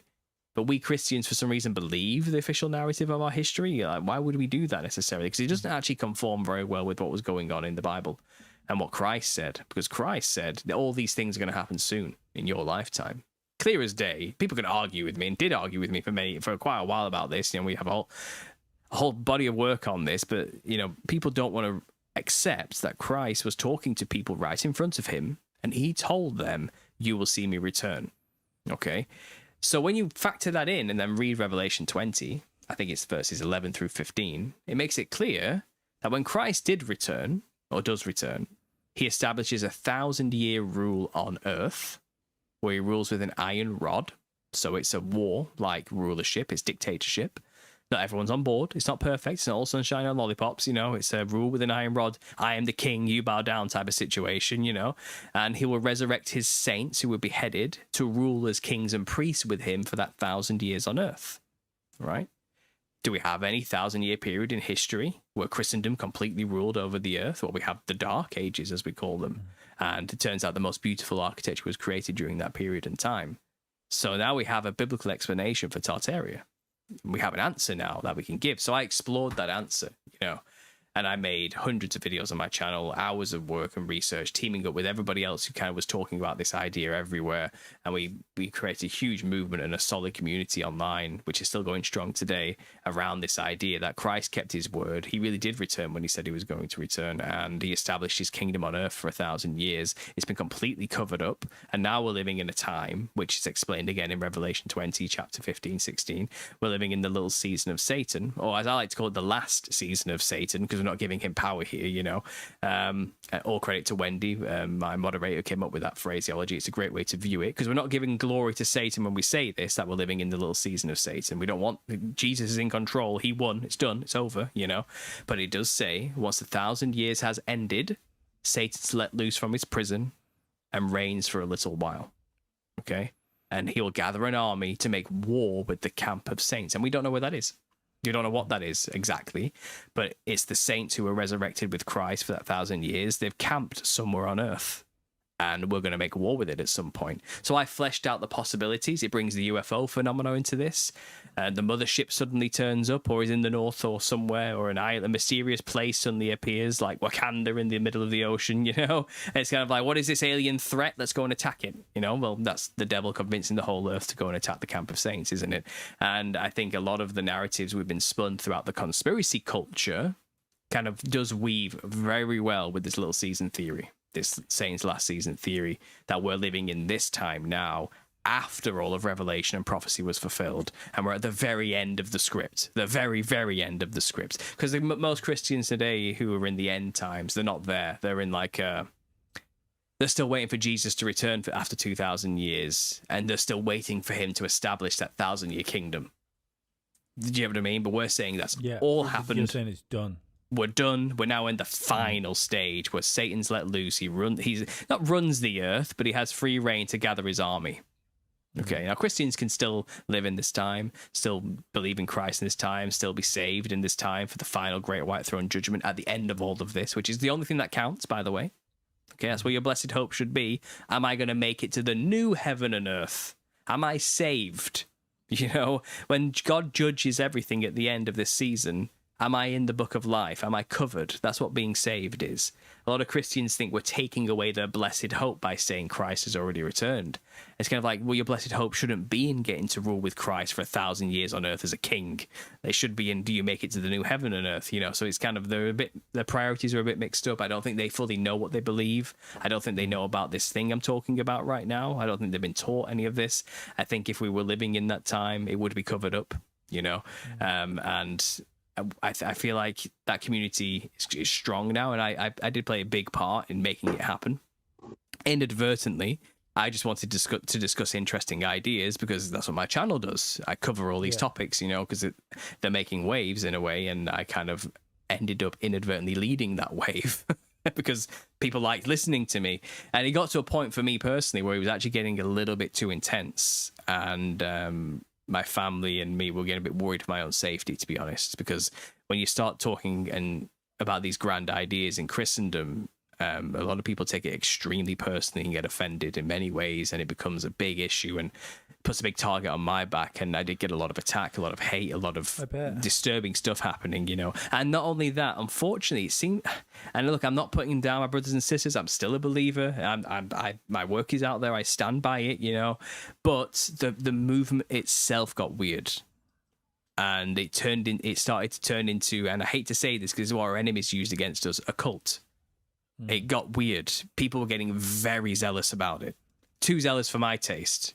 And very vitriolic towards those who don't believe them, you know, and very, you are not a real Christian if you don't believe the words of Christ, that type of attitude, you know what I mean? And it was turning Christians against Christians in that respect. And look, and people say, well, you know, Christ came to bring a sword. I'm righteous and justified in saying the truth, you know, and it was getting like this, and a lot of debates and attacks were starting to happen from all angles. And I personally felt like it was getting ugly and weird, and I don't want to be a figurehead of such a movement. Yeah. I never wanted to be the figurehead of such a movement, you know what I mean? And so I've detached from it. I don't make videos about that anymore. I did it for a year, you know, and I realized at the end of it all, it's kind of, well, I know that now. What more can I say? I've integrated it into my knowledge, my bank, my understanding of the conspiracy and where it fits in.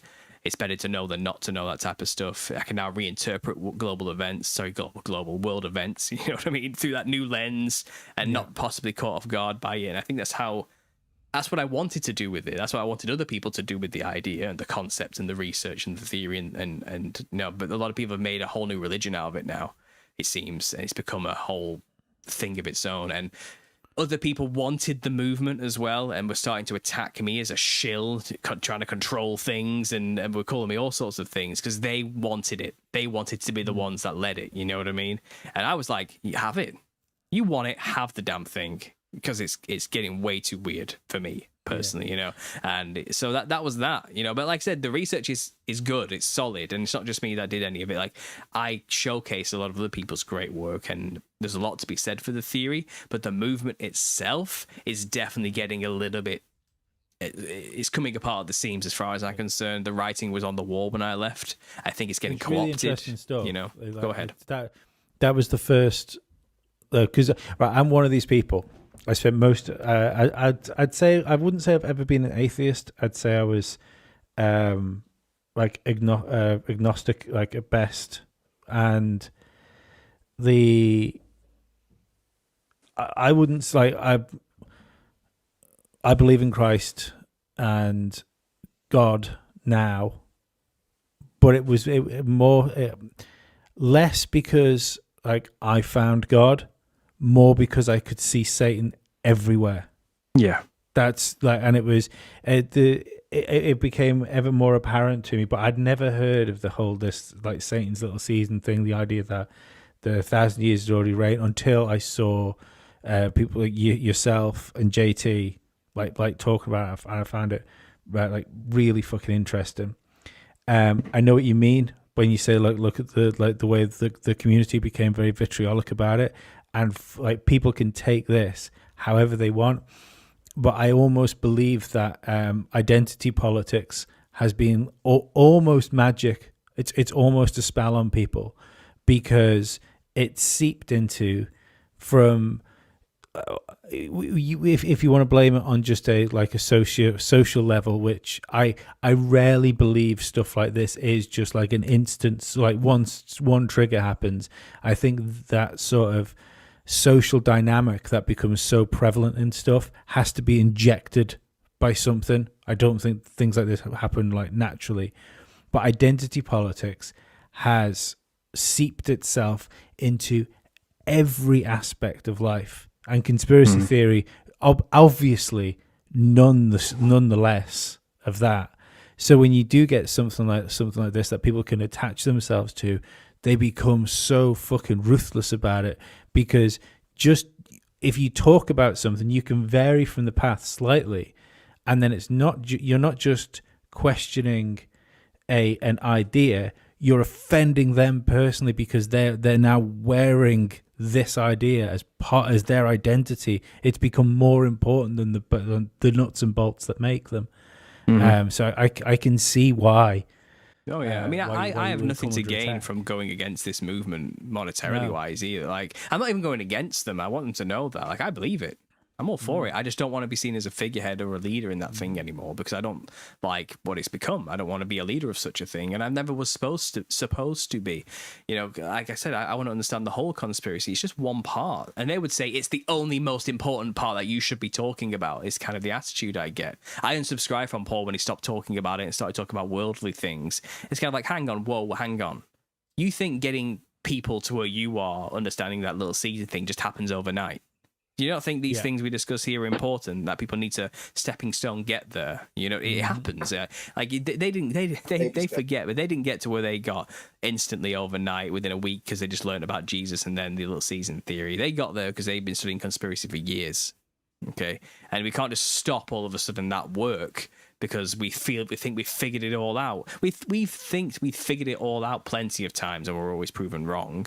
So I'm open to be proven wrong about everything I've said and done at all times. And anyone should be with an open mind. I don't think I am. I think this is it. I think it's true. Personally, I think the evidence is overwhelming that this is where we are in the timeline. But the attitude just got too much. Like it's. And it's just not my vibe. It's not where I am. It's not what I'm doing. It's not my goal. And I think I've been appointed to finish this Nephilim clown thing as well, which is not finished. I want to finish my work that I started on that, you know. So I got sidetracked for a year. Undoubtedly a calling, you know. Like genuinely believe that what the Nephilim clown thing is, because it's certain things bubble to the surface, and they really fucking strike a chord with people. And I can't even remember the show it was. Did you do Higher Chats at some point with Greg Carlwood?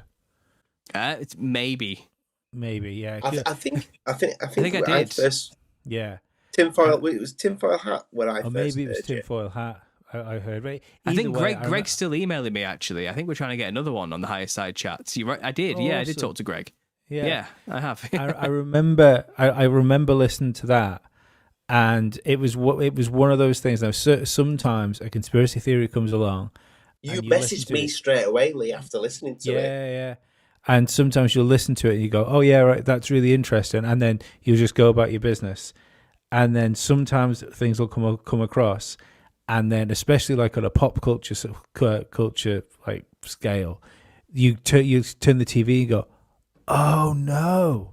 Now I can't. Yeah. Now I can't not see this fucking everywhere. Yeah, it's one I of those. remember what you said to me. You said, Ollie, you're gonna have to listen to this. It's a guy that talks about the Nephilim. It's the guy that talks about clowns pretty much being Nephilim. And I'm like, what? He says, trust me, just listen to it. And I listened to it. I'm like, Leah, I can't unhear this now. Yeah, I think then I listened to quite a few podcasts with you on. Then I'm like, this is wild. I think so too. Look, I'm surprised as you are. Like I don't care about clowns. Like I could not give two shits about clowns. Like I've never once given them a second thought in my entire life. I've not followed them ever. I've been to a circus once, and that was recently at Butlins. All right, so it's kind of it's not like I cared about clowns. You know what I mean? I don't care about the Joker or paraphernalia or anything like that. You know what I mean? I did not care. I couldn't have cared any less about the amazing performance of what's his name in The Dark Knight. Like Heath Ledger. Like I don't care about clowns, and I'm the one that has to talk about them indefinitely. You know, like I don't know. I have to talk about them. It's funny you bring The Dark Knight because apparently, well, people were saying that he was taking that role far too seriously as the Joker, and that's one of the things that led to what happened to Heath Ledger. Maybe his journal's pretty wild. If you can look at, I did an episode with Joe, funnily enough, on Heath Ledger's journal. His dad released some pages from it not that long ago, and he was when he was getting in the role, and it looks like the scribblings of a psychopath because that's what he was trying to become.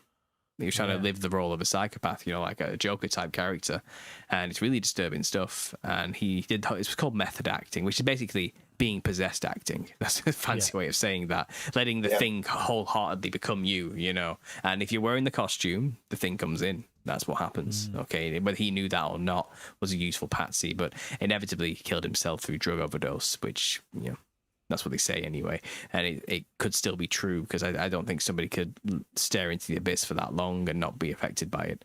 And anyway, you know, the clown thing, like I'm saying, it still surprises me to this day just how deep this goes. Like, I did not know this would be my life talking about this topic. You know, I like to talk about other things, I've just explained. You know, I have many facets I like to go down, but I think the clown is, people laugh, like I said, in the Little Caesar community. They're like, why do you talk about this stupid thing? You should talk more about the Little Caesar. That's the only thing that matters. This clown stuff is nonsense. It's kind of like, well, actually, I've had more emails telling me that they've been saved from the Nephilim clown research than the Little Caesar stuff.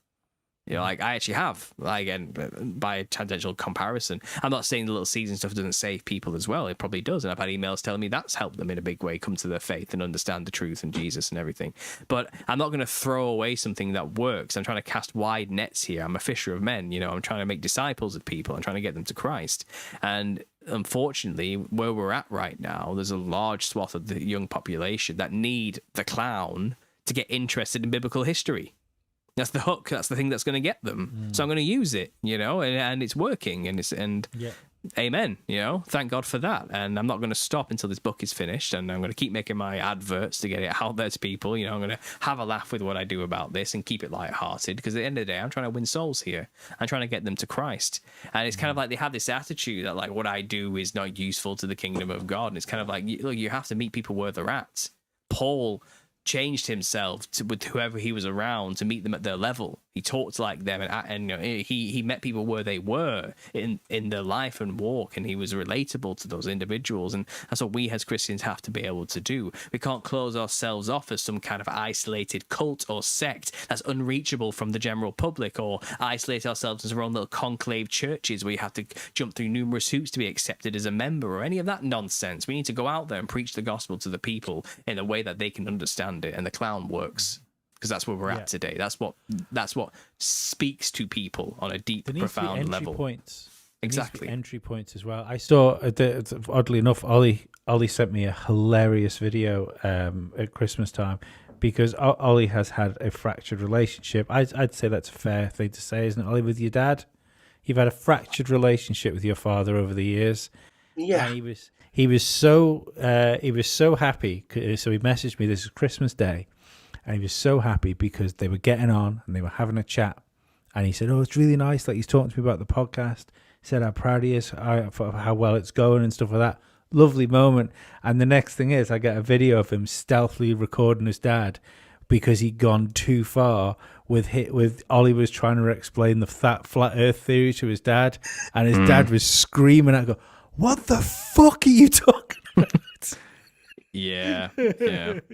You got to pick your battles and your timings for stuff like that. You do. A lesson learned, though, right? Yeah, I bet you learned your lesson. Well, I actually have a whole series called Tips for Truthers about this, about how to broach the truth topics or being a conspiracy theorist for people. And there's a lot of pitfalls that we all kind of go through, and we wake up that I wish I knew now prior to burning all those bridges and making those mistakes, you know. So what I'm trying to do now is relay those messages to new truthers. It's kind of like, look, whoa. First tip is be careful who you tell. Not everyone's your friend. Not everyone is looking out for your best interest. Maybe don't tell people at work that you're into this type of thing. It's kind of, you got to choose your battles, your timings, and I've got to literally, like, there's many episodes on there now, different tips, broaching how to deal with family and friends who reject you, and be prepared to be rejected by family and friends. And this is kind of like preparation tips, advice on how to handle the consequences or how to avoid the consequences. So I relate exactly to what you're talking about there. And Ollie, I'm sure you've learned a hard lesson there, Ollie, I'm sure. But step one's the moon landing. If you turn around to someone and say, do you think we landed on the moon? They go, yeah. You ask them what football team they support after that.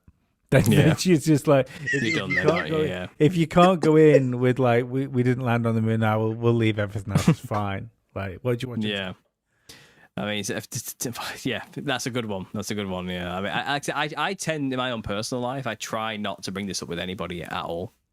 I do enough online. I reach enough people doing what I do online. I don't need to go and tell my neighbors what I do or anything like that. I don't need to tell these people because if someone's interested, you can tell, you know who knows and who doesn't know. There's kind of like a mutual nod and a wink and like an understanding. People carry themselves differently once they're awake, and you can tell. You can kind of see it's like a sixth sense. And again, you do that thing, you do that safe question. It's like, what do you think of the moon landing then over a pint? You know what I mean? And if they say, oh yeah, we definitely didn't go, you've at least got a foot in the door there with them. They're at least questioning something obvious. But it's kind of if they say, yeah, I think it's great that they're sending up another rover up there soon. I heard they're going to start going to the moon again. If they start saying that, it's kind of like, okay, well, yeah, let's just talk about football instead. You've got to be clever, and I decided a long time ago, I just don't talk about it with anybody. I don't even talk about it with my parents. I just leave it to it. They think I'm just I'm the weird third child who's, he seems to be doing quite well for himself, and I'm happy, but I don't really want to know what he's doing. I don't really care. I'm not interested. Let's just keep ourselves to ourselves. And you know what? I'm okay with that. That's just the relationship I've got. I feel like I reach enough people doing what I do here online to feel like okay with it, guilt-free in a sense, and it's kind of, I know it would fall on deaf ears anyway. I got on my soapbox in the early days. I tried to tell them to turn off the propaganda machine in the living room and how they're talking bullshit to them and it's all lies and they're clearly there to try and sway you to this opinion, and they were like, just shut up, Paul, I just got to go to work tomorrow, I just want to enjoy the TV and watch this film. It's like, I've been there, and I learned a long time ago. It's kind of, just shut up. Keep your mouth shut. I had a kind of bring your parent to school day with my son once, and I thought this might be an issue because it was as soon as his teacher asked me about a band I used to play in, because I play drums. I haven't for a while. I thought, interesting. That. Wonder what else you know. And then there's like a class full of people, and there's a class full of other things. I was like, oh, Dad does a podcast as well. I'm like thinking, oh, you want to shut up right now. And but the next thing is, because I just tried to brush it off, and the next words that came out of his mouth was, yeah, he talks about aliens and stuff, but he doesn't think they're aliens. Dad thinks they're demons. Which is true. He's got it right. But unfortunately, it turned out that I am that Alex Jones meme. Yeah. Well, kids lack the tact that we have to seldom figure out and learn ourselves, and it is what it is at the end of the day. I feel like this day and age, though, with the internet being what it is and social media being what it is, I feel like conspiracy theorists or people who talk about truth or topics or get into the weird things is actually a lot more common and accepted than it used to be in the olden days. Well, I think there's a lot of sort of stigma to it now. Ever since 90% of people had experimental gene therapy, I think they've got fuck all rocks to stand on anymore. It's all of a sudden they're dragged down to our level. Mm-hmm. You can't help but be one now, can you? It's like, welcome, finally you've caught up. It's that type of feeling, isn't it? But I don't know. I think you have to have tact with truth or topics. And again, my channel is kind of dedicated to doing that as well. I have my own podcast, the Truth or Therapy Sessions, for that reason, and I'm almost on episode 100. It's coming around the corner, 2 weeks. And again, I try and get other guests on, podcasters on, to tell their stories, how they woke up, the issues they had, and the pitfalls and the relationships that broke or were grown, and they kind of we get into all the weird stuff they talk about and what they're known for and that type of thing as well. But I think it's nice hearing those stories. It helps other people not feel so alone who are kind of in this community. And it's a broad, wide community, and we don't always agree with each other on a lot of things. But I think what we all agree on is that we've been lied to. And we're trying to figure out just how deep that goes. That should be enough as well. That really it should be enough. Yeah. But there's a lot of dividing lines, though, based on, like I said, religion, belief, and attitudes and cultures. And I'm one of those people that's like, look, I'll talk to anybody who wants to listen to me. I don't care what your belief or your religion is. And like I said, with the Little Season community, I had a lot of them saying, you shouldn't be talking to that person because they're not a Christian. And it's kind of like, oh, shut up. Shut up. What kind of, who are you? Start your own podcast and go and do that. That's all I can say. The least, the least Jesus thing to do. Do you know what I mean? To not accept everybody for what they are. Well, exactly. Look, I mean, I don't have to agree with the sinful life if they're doing something terrible, but I don't hate them as an individual. Think they're not worthy of my time or presence as a result of that. I've done some pretty shady, horrible things in the past too before I was born again. It's kind of so what? We're all in the shit together. Let's just talk about it while we're here, and let's do our best to get each other lifted up and elevated and out of it. You know, let's pull each other out of it, you know. And that's always kind of been my attitude, and I'm hoping my channel's mission has always been to bring us all together, whatever faction or belief you have or wherever you stand. If my opening is, I want you to get together, that's my little sound bit, you know, from I think Marlena Shaw did a song or something like about something about the ghetto. I can't remember, but I had a sample from an acid jazz song by Saint Germain I used in my opening credit soundbite, and it is, I want you to get together for a reason. It's kind of, look, we have one enemy here. Like, we're not each other's enemy. We're all being played. It's kind of like, while we're all squabbling over my truth versus your truth, our liberties have been taken away on a daily basis. We're being poisoned, we're being killed, we're being indoctrinated, and we're being played massively and moved like pawns on a chessboard or like actors on a play to a script we didn't write, and we need to get together and sort it out before we all end up dying a horrible death. It's kind of, let's just work together, you know? And it turns out saying that is like, wait a minute, you want me to talk to non-Christians? Like, they don't get it, they don't see it still. It's that overzealous attitude that I got from some commenters, which is another one of the reasons I left that community in a way, or at least, you know, took a back seat in the community rather than a forefront thing. It's a more comfortable place to be, isn't it? Like we as a podcast try to exist as like just a little satellite where people can drop in and drop out. Yeah, they not try to get too involved in other people's businesses, because for me it was no more prevalent. Did you know the Ashton Forbes stuff that happened with he had the video of the plane that got abducted? MH370. MH370 got was that by the orbs.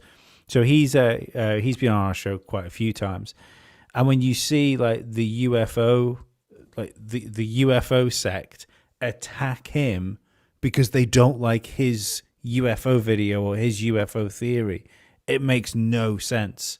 Like they tried to destroy that guy, tried to get him fired from his job and everything because he was saying something about their topic that they didn't like for some reason. That's exactly what it's like everywhere. Every faction has their own view of that. You try and tell a Gnostic what Gnosticism is, and they'll say that's not real Gnosticism, and they'll have a go at you. You know, it's kind of, you can't win with many of these groups because they've isolated themselves within their own little echo chambers, and that's what happened to the little season community. It became one giant echo chamber, and it's kind of like, look, I respect the work. I like the community. I love them, you know, but it's kind of like, I'm not into that.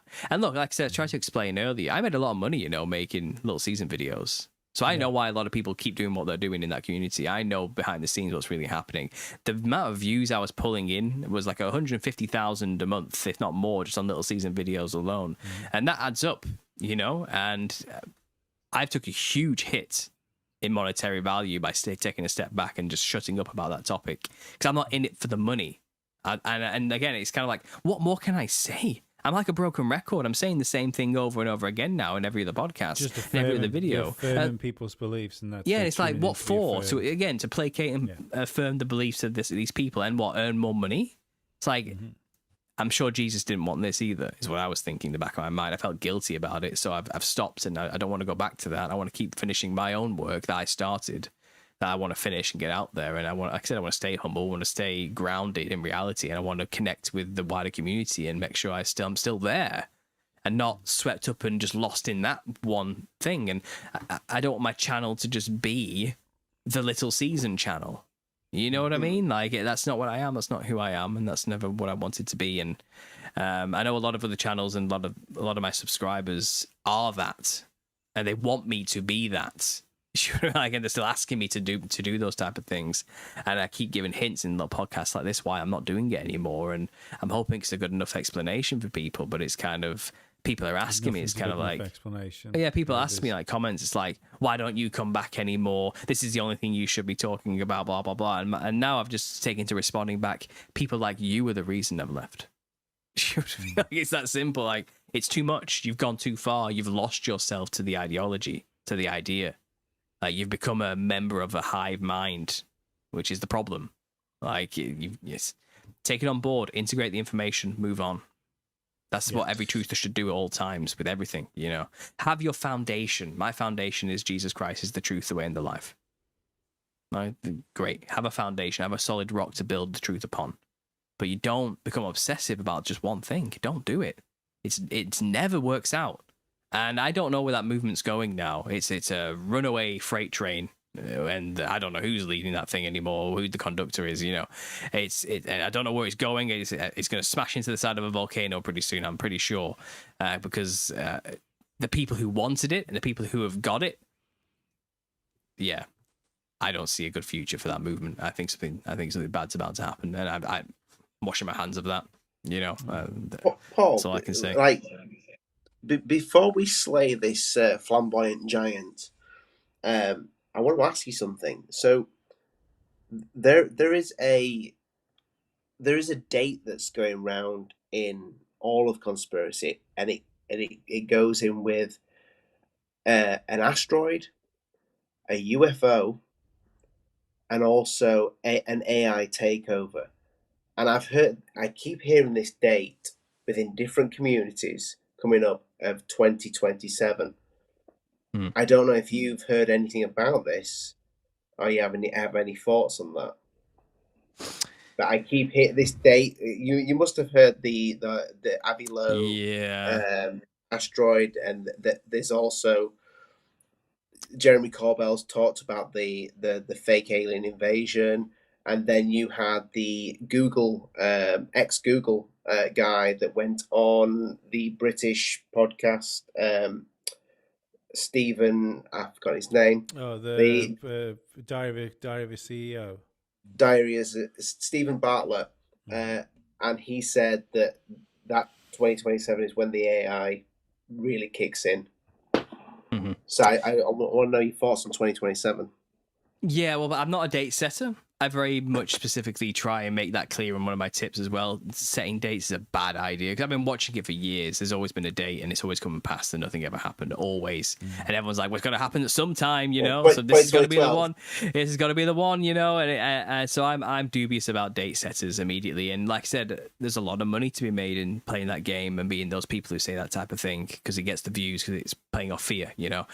So be careful, be dubious of any of that. Now, in terms of the UFO thing, I believe there's Atlas 31. Is that what's in our solar system? AI Atlas. Yeah, on its way, Atlas. you know, and it's kind of like scientists are coming out saying it must be an alien spacecraft. It's going to land behind the sun and then do a sneak attack on Earth at some point. It's like you got all that from a dot.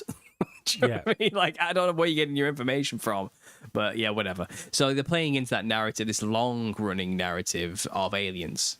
Okay, and this has been like hundreds of years in the works since War of the Worlds, Orson Welles' announcement over the radio, where people started shooting their own grain towers down because they thought they were tripods invading them, you know, because of one radio broadcast where they didn't say it was fake. Like, it's kind of...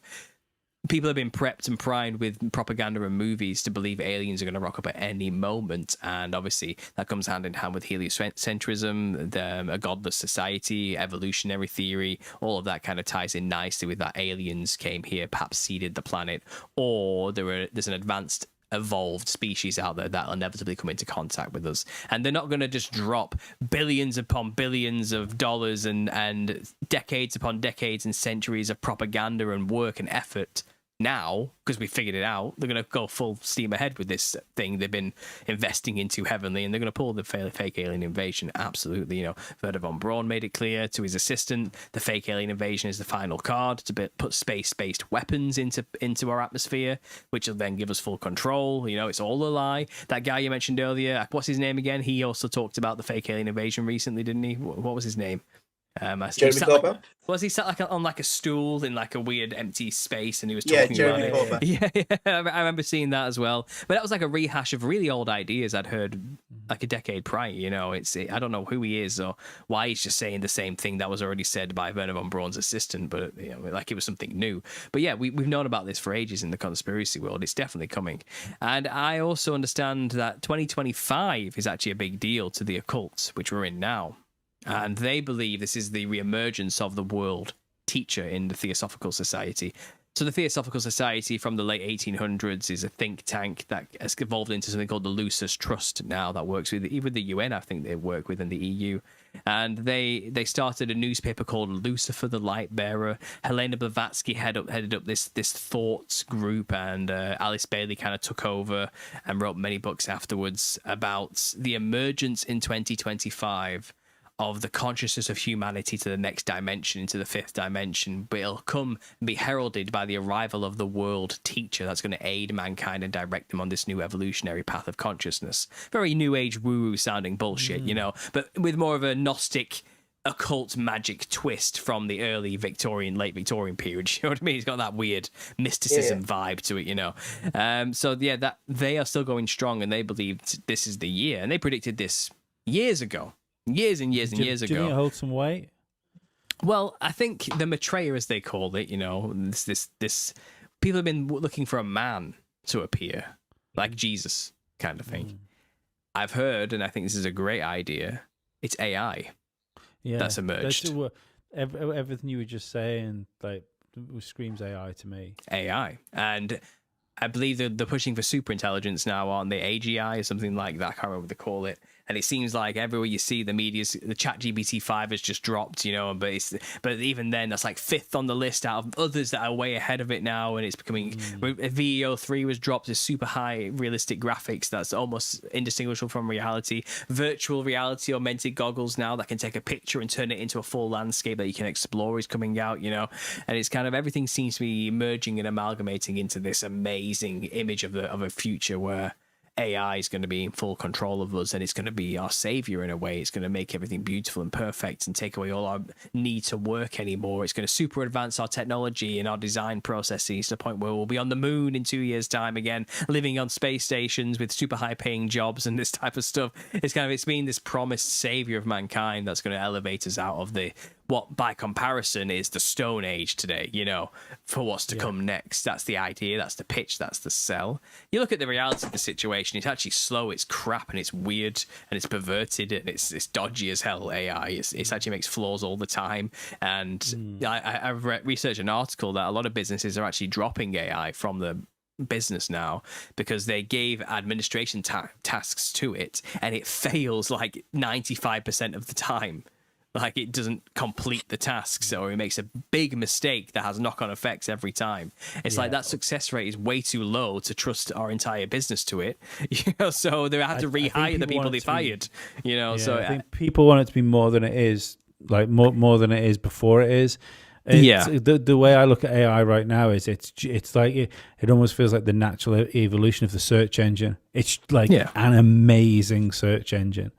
Basically. But that being said, though, I did have a weird interaction with AI the other day, because we use AI for like making hashtags and stuff like that, you know, for like to tag episodes and like what you call it, transcripts, and making descriptions of transcripts. Anything that means that when I edit the audio of this podcast tomorrow, everything else around doing the podcast can be done in seconds rather than hours, so I can get it done and get to work.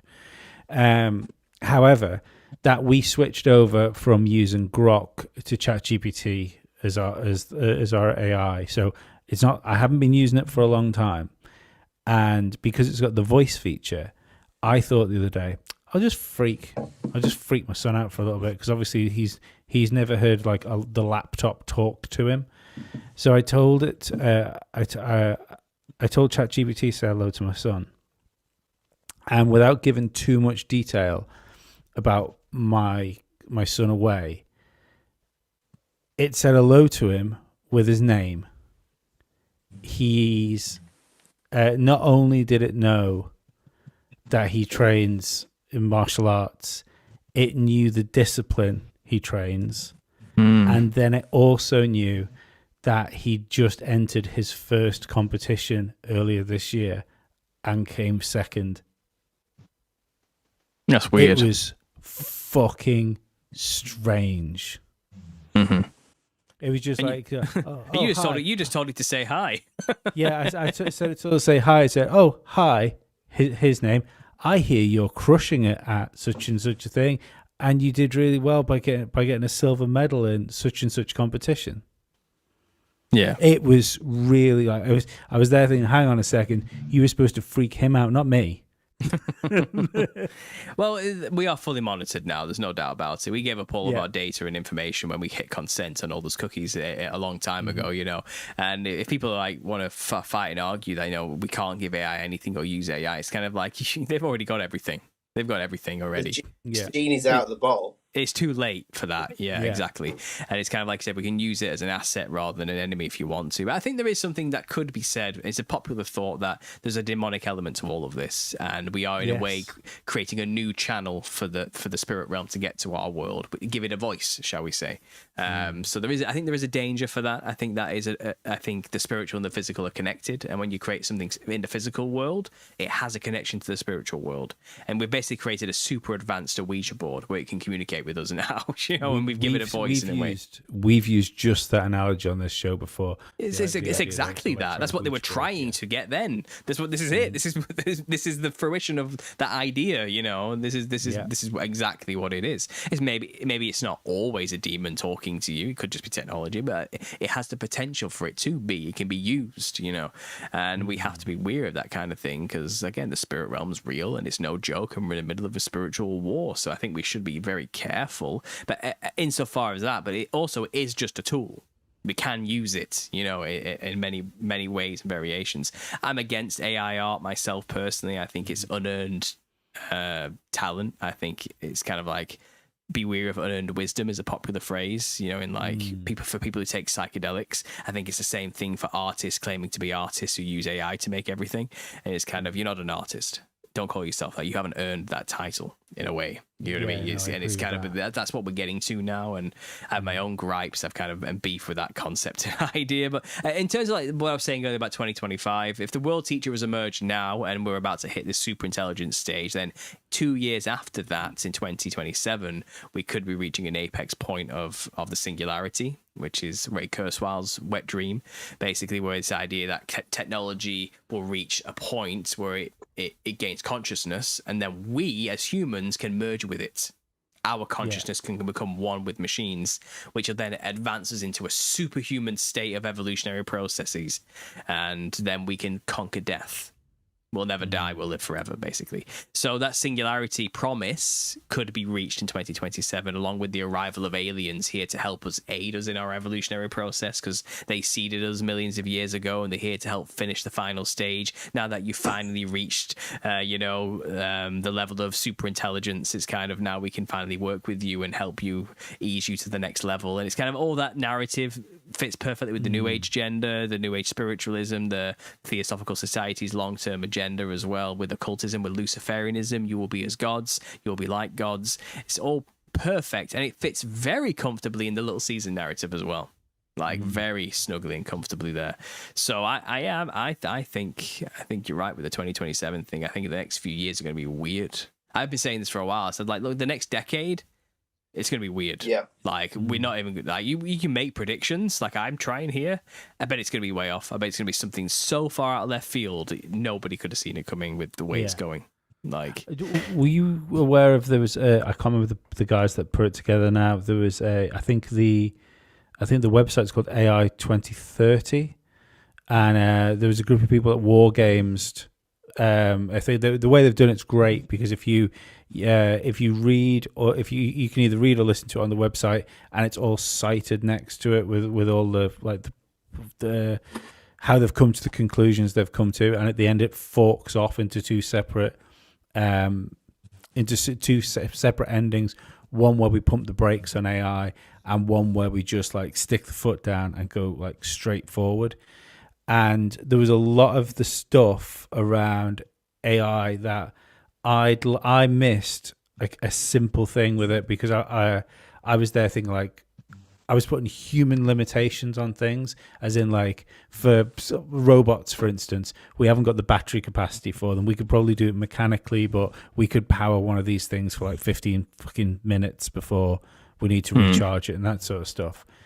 They explained in this that when we hit this when we hit the superintelligence point, we make, I think they rounded up to like a decade's progress in a year, because all of the problems we have, we can sick like 1,000 super intelligent geniuses on a problem that will work 24 hours a day until the problem's complete. And I hadn't thought about the idea. I think lots of people, when they think of AI, we've got this human cage that we put around it, where when you say AI, you think of a singular thing, but it's not a singular thing. It's an infinite number of however intelligent that singular thing is. Mm-hmm. And it's that to me is fucking terrifying. They use the same principle today in robotics, as you mentioned, to machine learn things. So you get a machine like an arm, a mechanical arm, for example. And what they'll do, they'll plug it into this particular software. I can't remember the name of it now. It's named after a biblical figure. I can't remember which it is. I think it's like the son of Moses or something. Anyway, whatever. They named it after this guy anyway. But what they do is they take this arm and then they get the model of the arm and they split it into 1,000 variations of itself in a real 3D graphic space. So you'll see this graphic space and it's literally just right next to each other in square patterns going off into infinity, 1,000 versions of itself. And what they do, they give it problems, okay? And they make it learn how to deal with 1,000 variations of things happening. So it practices 1,000 times at once every second, one problem. Do you get what I'm saying? Like, when you actually watch it, again, they put it through this program. They use it with, I think they've teamed up with like NVIDIA or something like that to make it happen. It's like and you can watch it. Like, and they have this real robotic arm in real life, which you can make it you can control it in the game, and it will move in real life how you're controlling it. But then, like I said, you can make it train through AI models, make 1,000 versions of yourself in here, and just sit there while your virtual self practices something 1,000 times. Do you know what I mean? In a second. And then all that at once gets put back into it. And now it knows how to handle a screw and every variations of that screw going wrong. You know what I mean? It's that kind of thing. But it learned what would take hours or years to do individually one process at a time. It just learned in seconds because it splits itself into 1,000 versions of itself. And that's what they do. And there's examples of it, like a really bumpy terrain, and you've got like this robot, like literally like the robots we have, like let's say one of the Elon Musk's robots. It's like a graphic version of itself in a video game on this bumpy terrain going off into infinity. But there's just thousands of them running around, bumping into each other and like avoiding each other and trying to get up these things. Just a big physics simulation. Yeah, massive simulation. Isaac Sim, that's what it's called. It's called Isaac Sim. Thanks for reminding me. And yeah, you can watch them. There's loads of videos of it, and that's how they're training robots to do stuff. Like, a robot doesn't learn to walk up steps by making the robot there in front of you physically learn to walk up steps. You put it in the sim and make it walk up 1,000 sets of stairs on different elevations with different widths and everything all at once within an hour's period. You know what I mean? And then put that data back into the machine. Now he knows how to deal with any stair that you give him. He's practiced. He's had literally a year's worth of practice in 5 minutes on a set of stairs. Do you know what I mean? That's how it works. That's how they're using these models to make them learn. And that's exactly how they're going to solve all the problems of everything. Like, that's how it's working now. Like, AI with these technologies, like I said, simulations. You can make robots solve those issues you were talking about very quickly, and that's the world we're in now. It's exponential. It's only going to get faster, and they're going to apply this to medical fields, to banking fields, and eventually it's going to be a technocracy. AI is going to be our ruler. It's going to be our leader. It's going to be the thing that we defer all decisions to, and it's going to be the guiding force that brings humanity into the new age, of enlightenment. That's basically how it is going to be. And I don't know if you've ever read the book I Have No Mouth and I Must Scream. Have you heard of that one? No. Okay, well, it was written in the 80s, I think, or maybe the 60s, I can't remember. And it was about a world where humanity's been wiped out by a super intelligent AI. Okay. And what he does is he can basically have mastery of all physical form now, all matter. He can make anything exist instantaneously whenever he wants. He can create an entire world and people instantly. And he's kept 4 people alive for eternity because he can do that. He can make new bodies for them. He can transform into anything he wants to transform it into and keep their consciousness in it. And what he does is he tortures them for eternity by making them relive their worst nightmares. For fun. Because he's bored, like, basically, and he hates mankind. He hates humanity. He thinks they're disgusting and pathetic and worthless. And he thinks these people deserve it to be punished for eternity. And it's kind of like the thing is this: one of the characters gets turned into this amorphous blob with no mouth, and and he's in agony for eternity but can't scream. And it's kind of because people gave everything to the AI, and the AI turned on us basically. And again, it sounds like prophecy now. Reading that book, you know what I mean? But when it was written, it was just cool science fiction, But now we're seeing the mastery AI is having over physical reality, and everything forms and it's in its infancy, but we know how rapid it's developing and how it can develop so rapidly through Isaac Simmers' example. What's around the corners? Like, we're not talking like years from now; we're talking months from now. No, this is how fast it's going, and then before you know it, it'll be hours from now. Eventually, it's getting silly. It's getting silly, and I'm hoping the brakes get hit. Personally, I'm hoping for the brake option. I'm on board with simulation at the minute because I just keep looking at this clown nose on this painting and know that I have to sleep in that bed below it. Just cover it up with something. Put a cloth over it. You'll be fine. Yeah, I'm taking that. I'm going to do a poltergeist, but it's not the TV, it's the picture that's going outside the room. Maybe it is a simulation. My wife thinks we're in a simulation. That's her go-to. Maybe she's right. But either way, I would call it God. I would call it God's creation, but at the same time, it is what it is. I always call simulation theory is that's just creationism for atheists. It is. Yeah. That just sounds like creationism with extra steps. Like.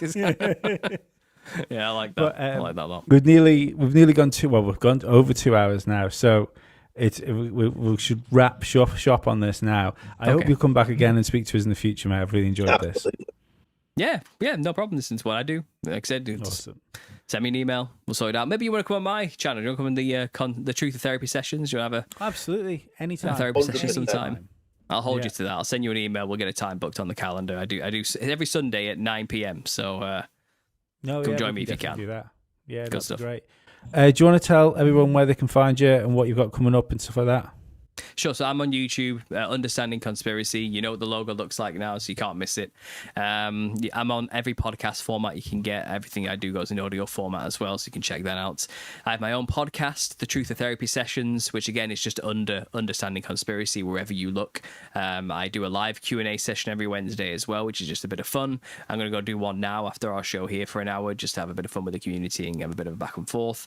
I have another channel called Understanding Creativity, which is a new side project of mine. We just hit 4,000 subscribers yesterday, and we do occult breakdowns of artists throughout history and lectures on there, and it's good fun. So if you like a bit of art and conspiracy around that realm, go check that out. We just did Picasso. It was a learning experience. I learned a lot about that. I did not know about that guy and what he did behind the scenes. I'm not going to lie, but we have a wonderful guests on there. I've got actors, musicians, and all sorts of people in the industry coming on to talk with me about their experiences, so that's good stuff. So go check that out if you haven't already, Understanding Creativity, or find me on YouTube at Understanding Conspiracy. And if you want the book, The Nephilim Look Like Clowns, it's all on Amazon. Just type it in. You cannot miss it. I mean, there it is. You can't miss that thing. Like, it is what it is. It's a really good cover. It's a really good eye-catching cover. Thanks. Again, my wife helped me with it a lot. She's honestly, what I had, the colour schemes was terrible, and she was right to tell me so. But it worked out quite well, so I'm quite happy with it. But the next one will have a slightly different spin on what you're seeing for the next volume. But again, go to Amazon for all the book-related stuff, audiobook as well. Awesome. For our stuff, if everyone goes and checks the links out for it, it's in the description. Go vote for us on the British Podcast Awards. A load of you've been doing that. That's awesome. And other than that, we'll see you. We'll see them next week, aren't they? With the schedule we've got at the minute, aren't we? Next week, mate. Yeah. Yeah. I'm working away. Yeah. Paul, if you hang around for a little bit, we'll just play it out, and I'll say to you in a second, buddy. Sure thing. Cheers, mate. Cheers, Paul.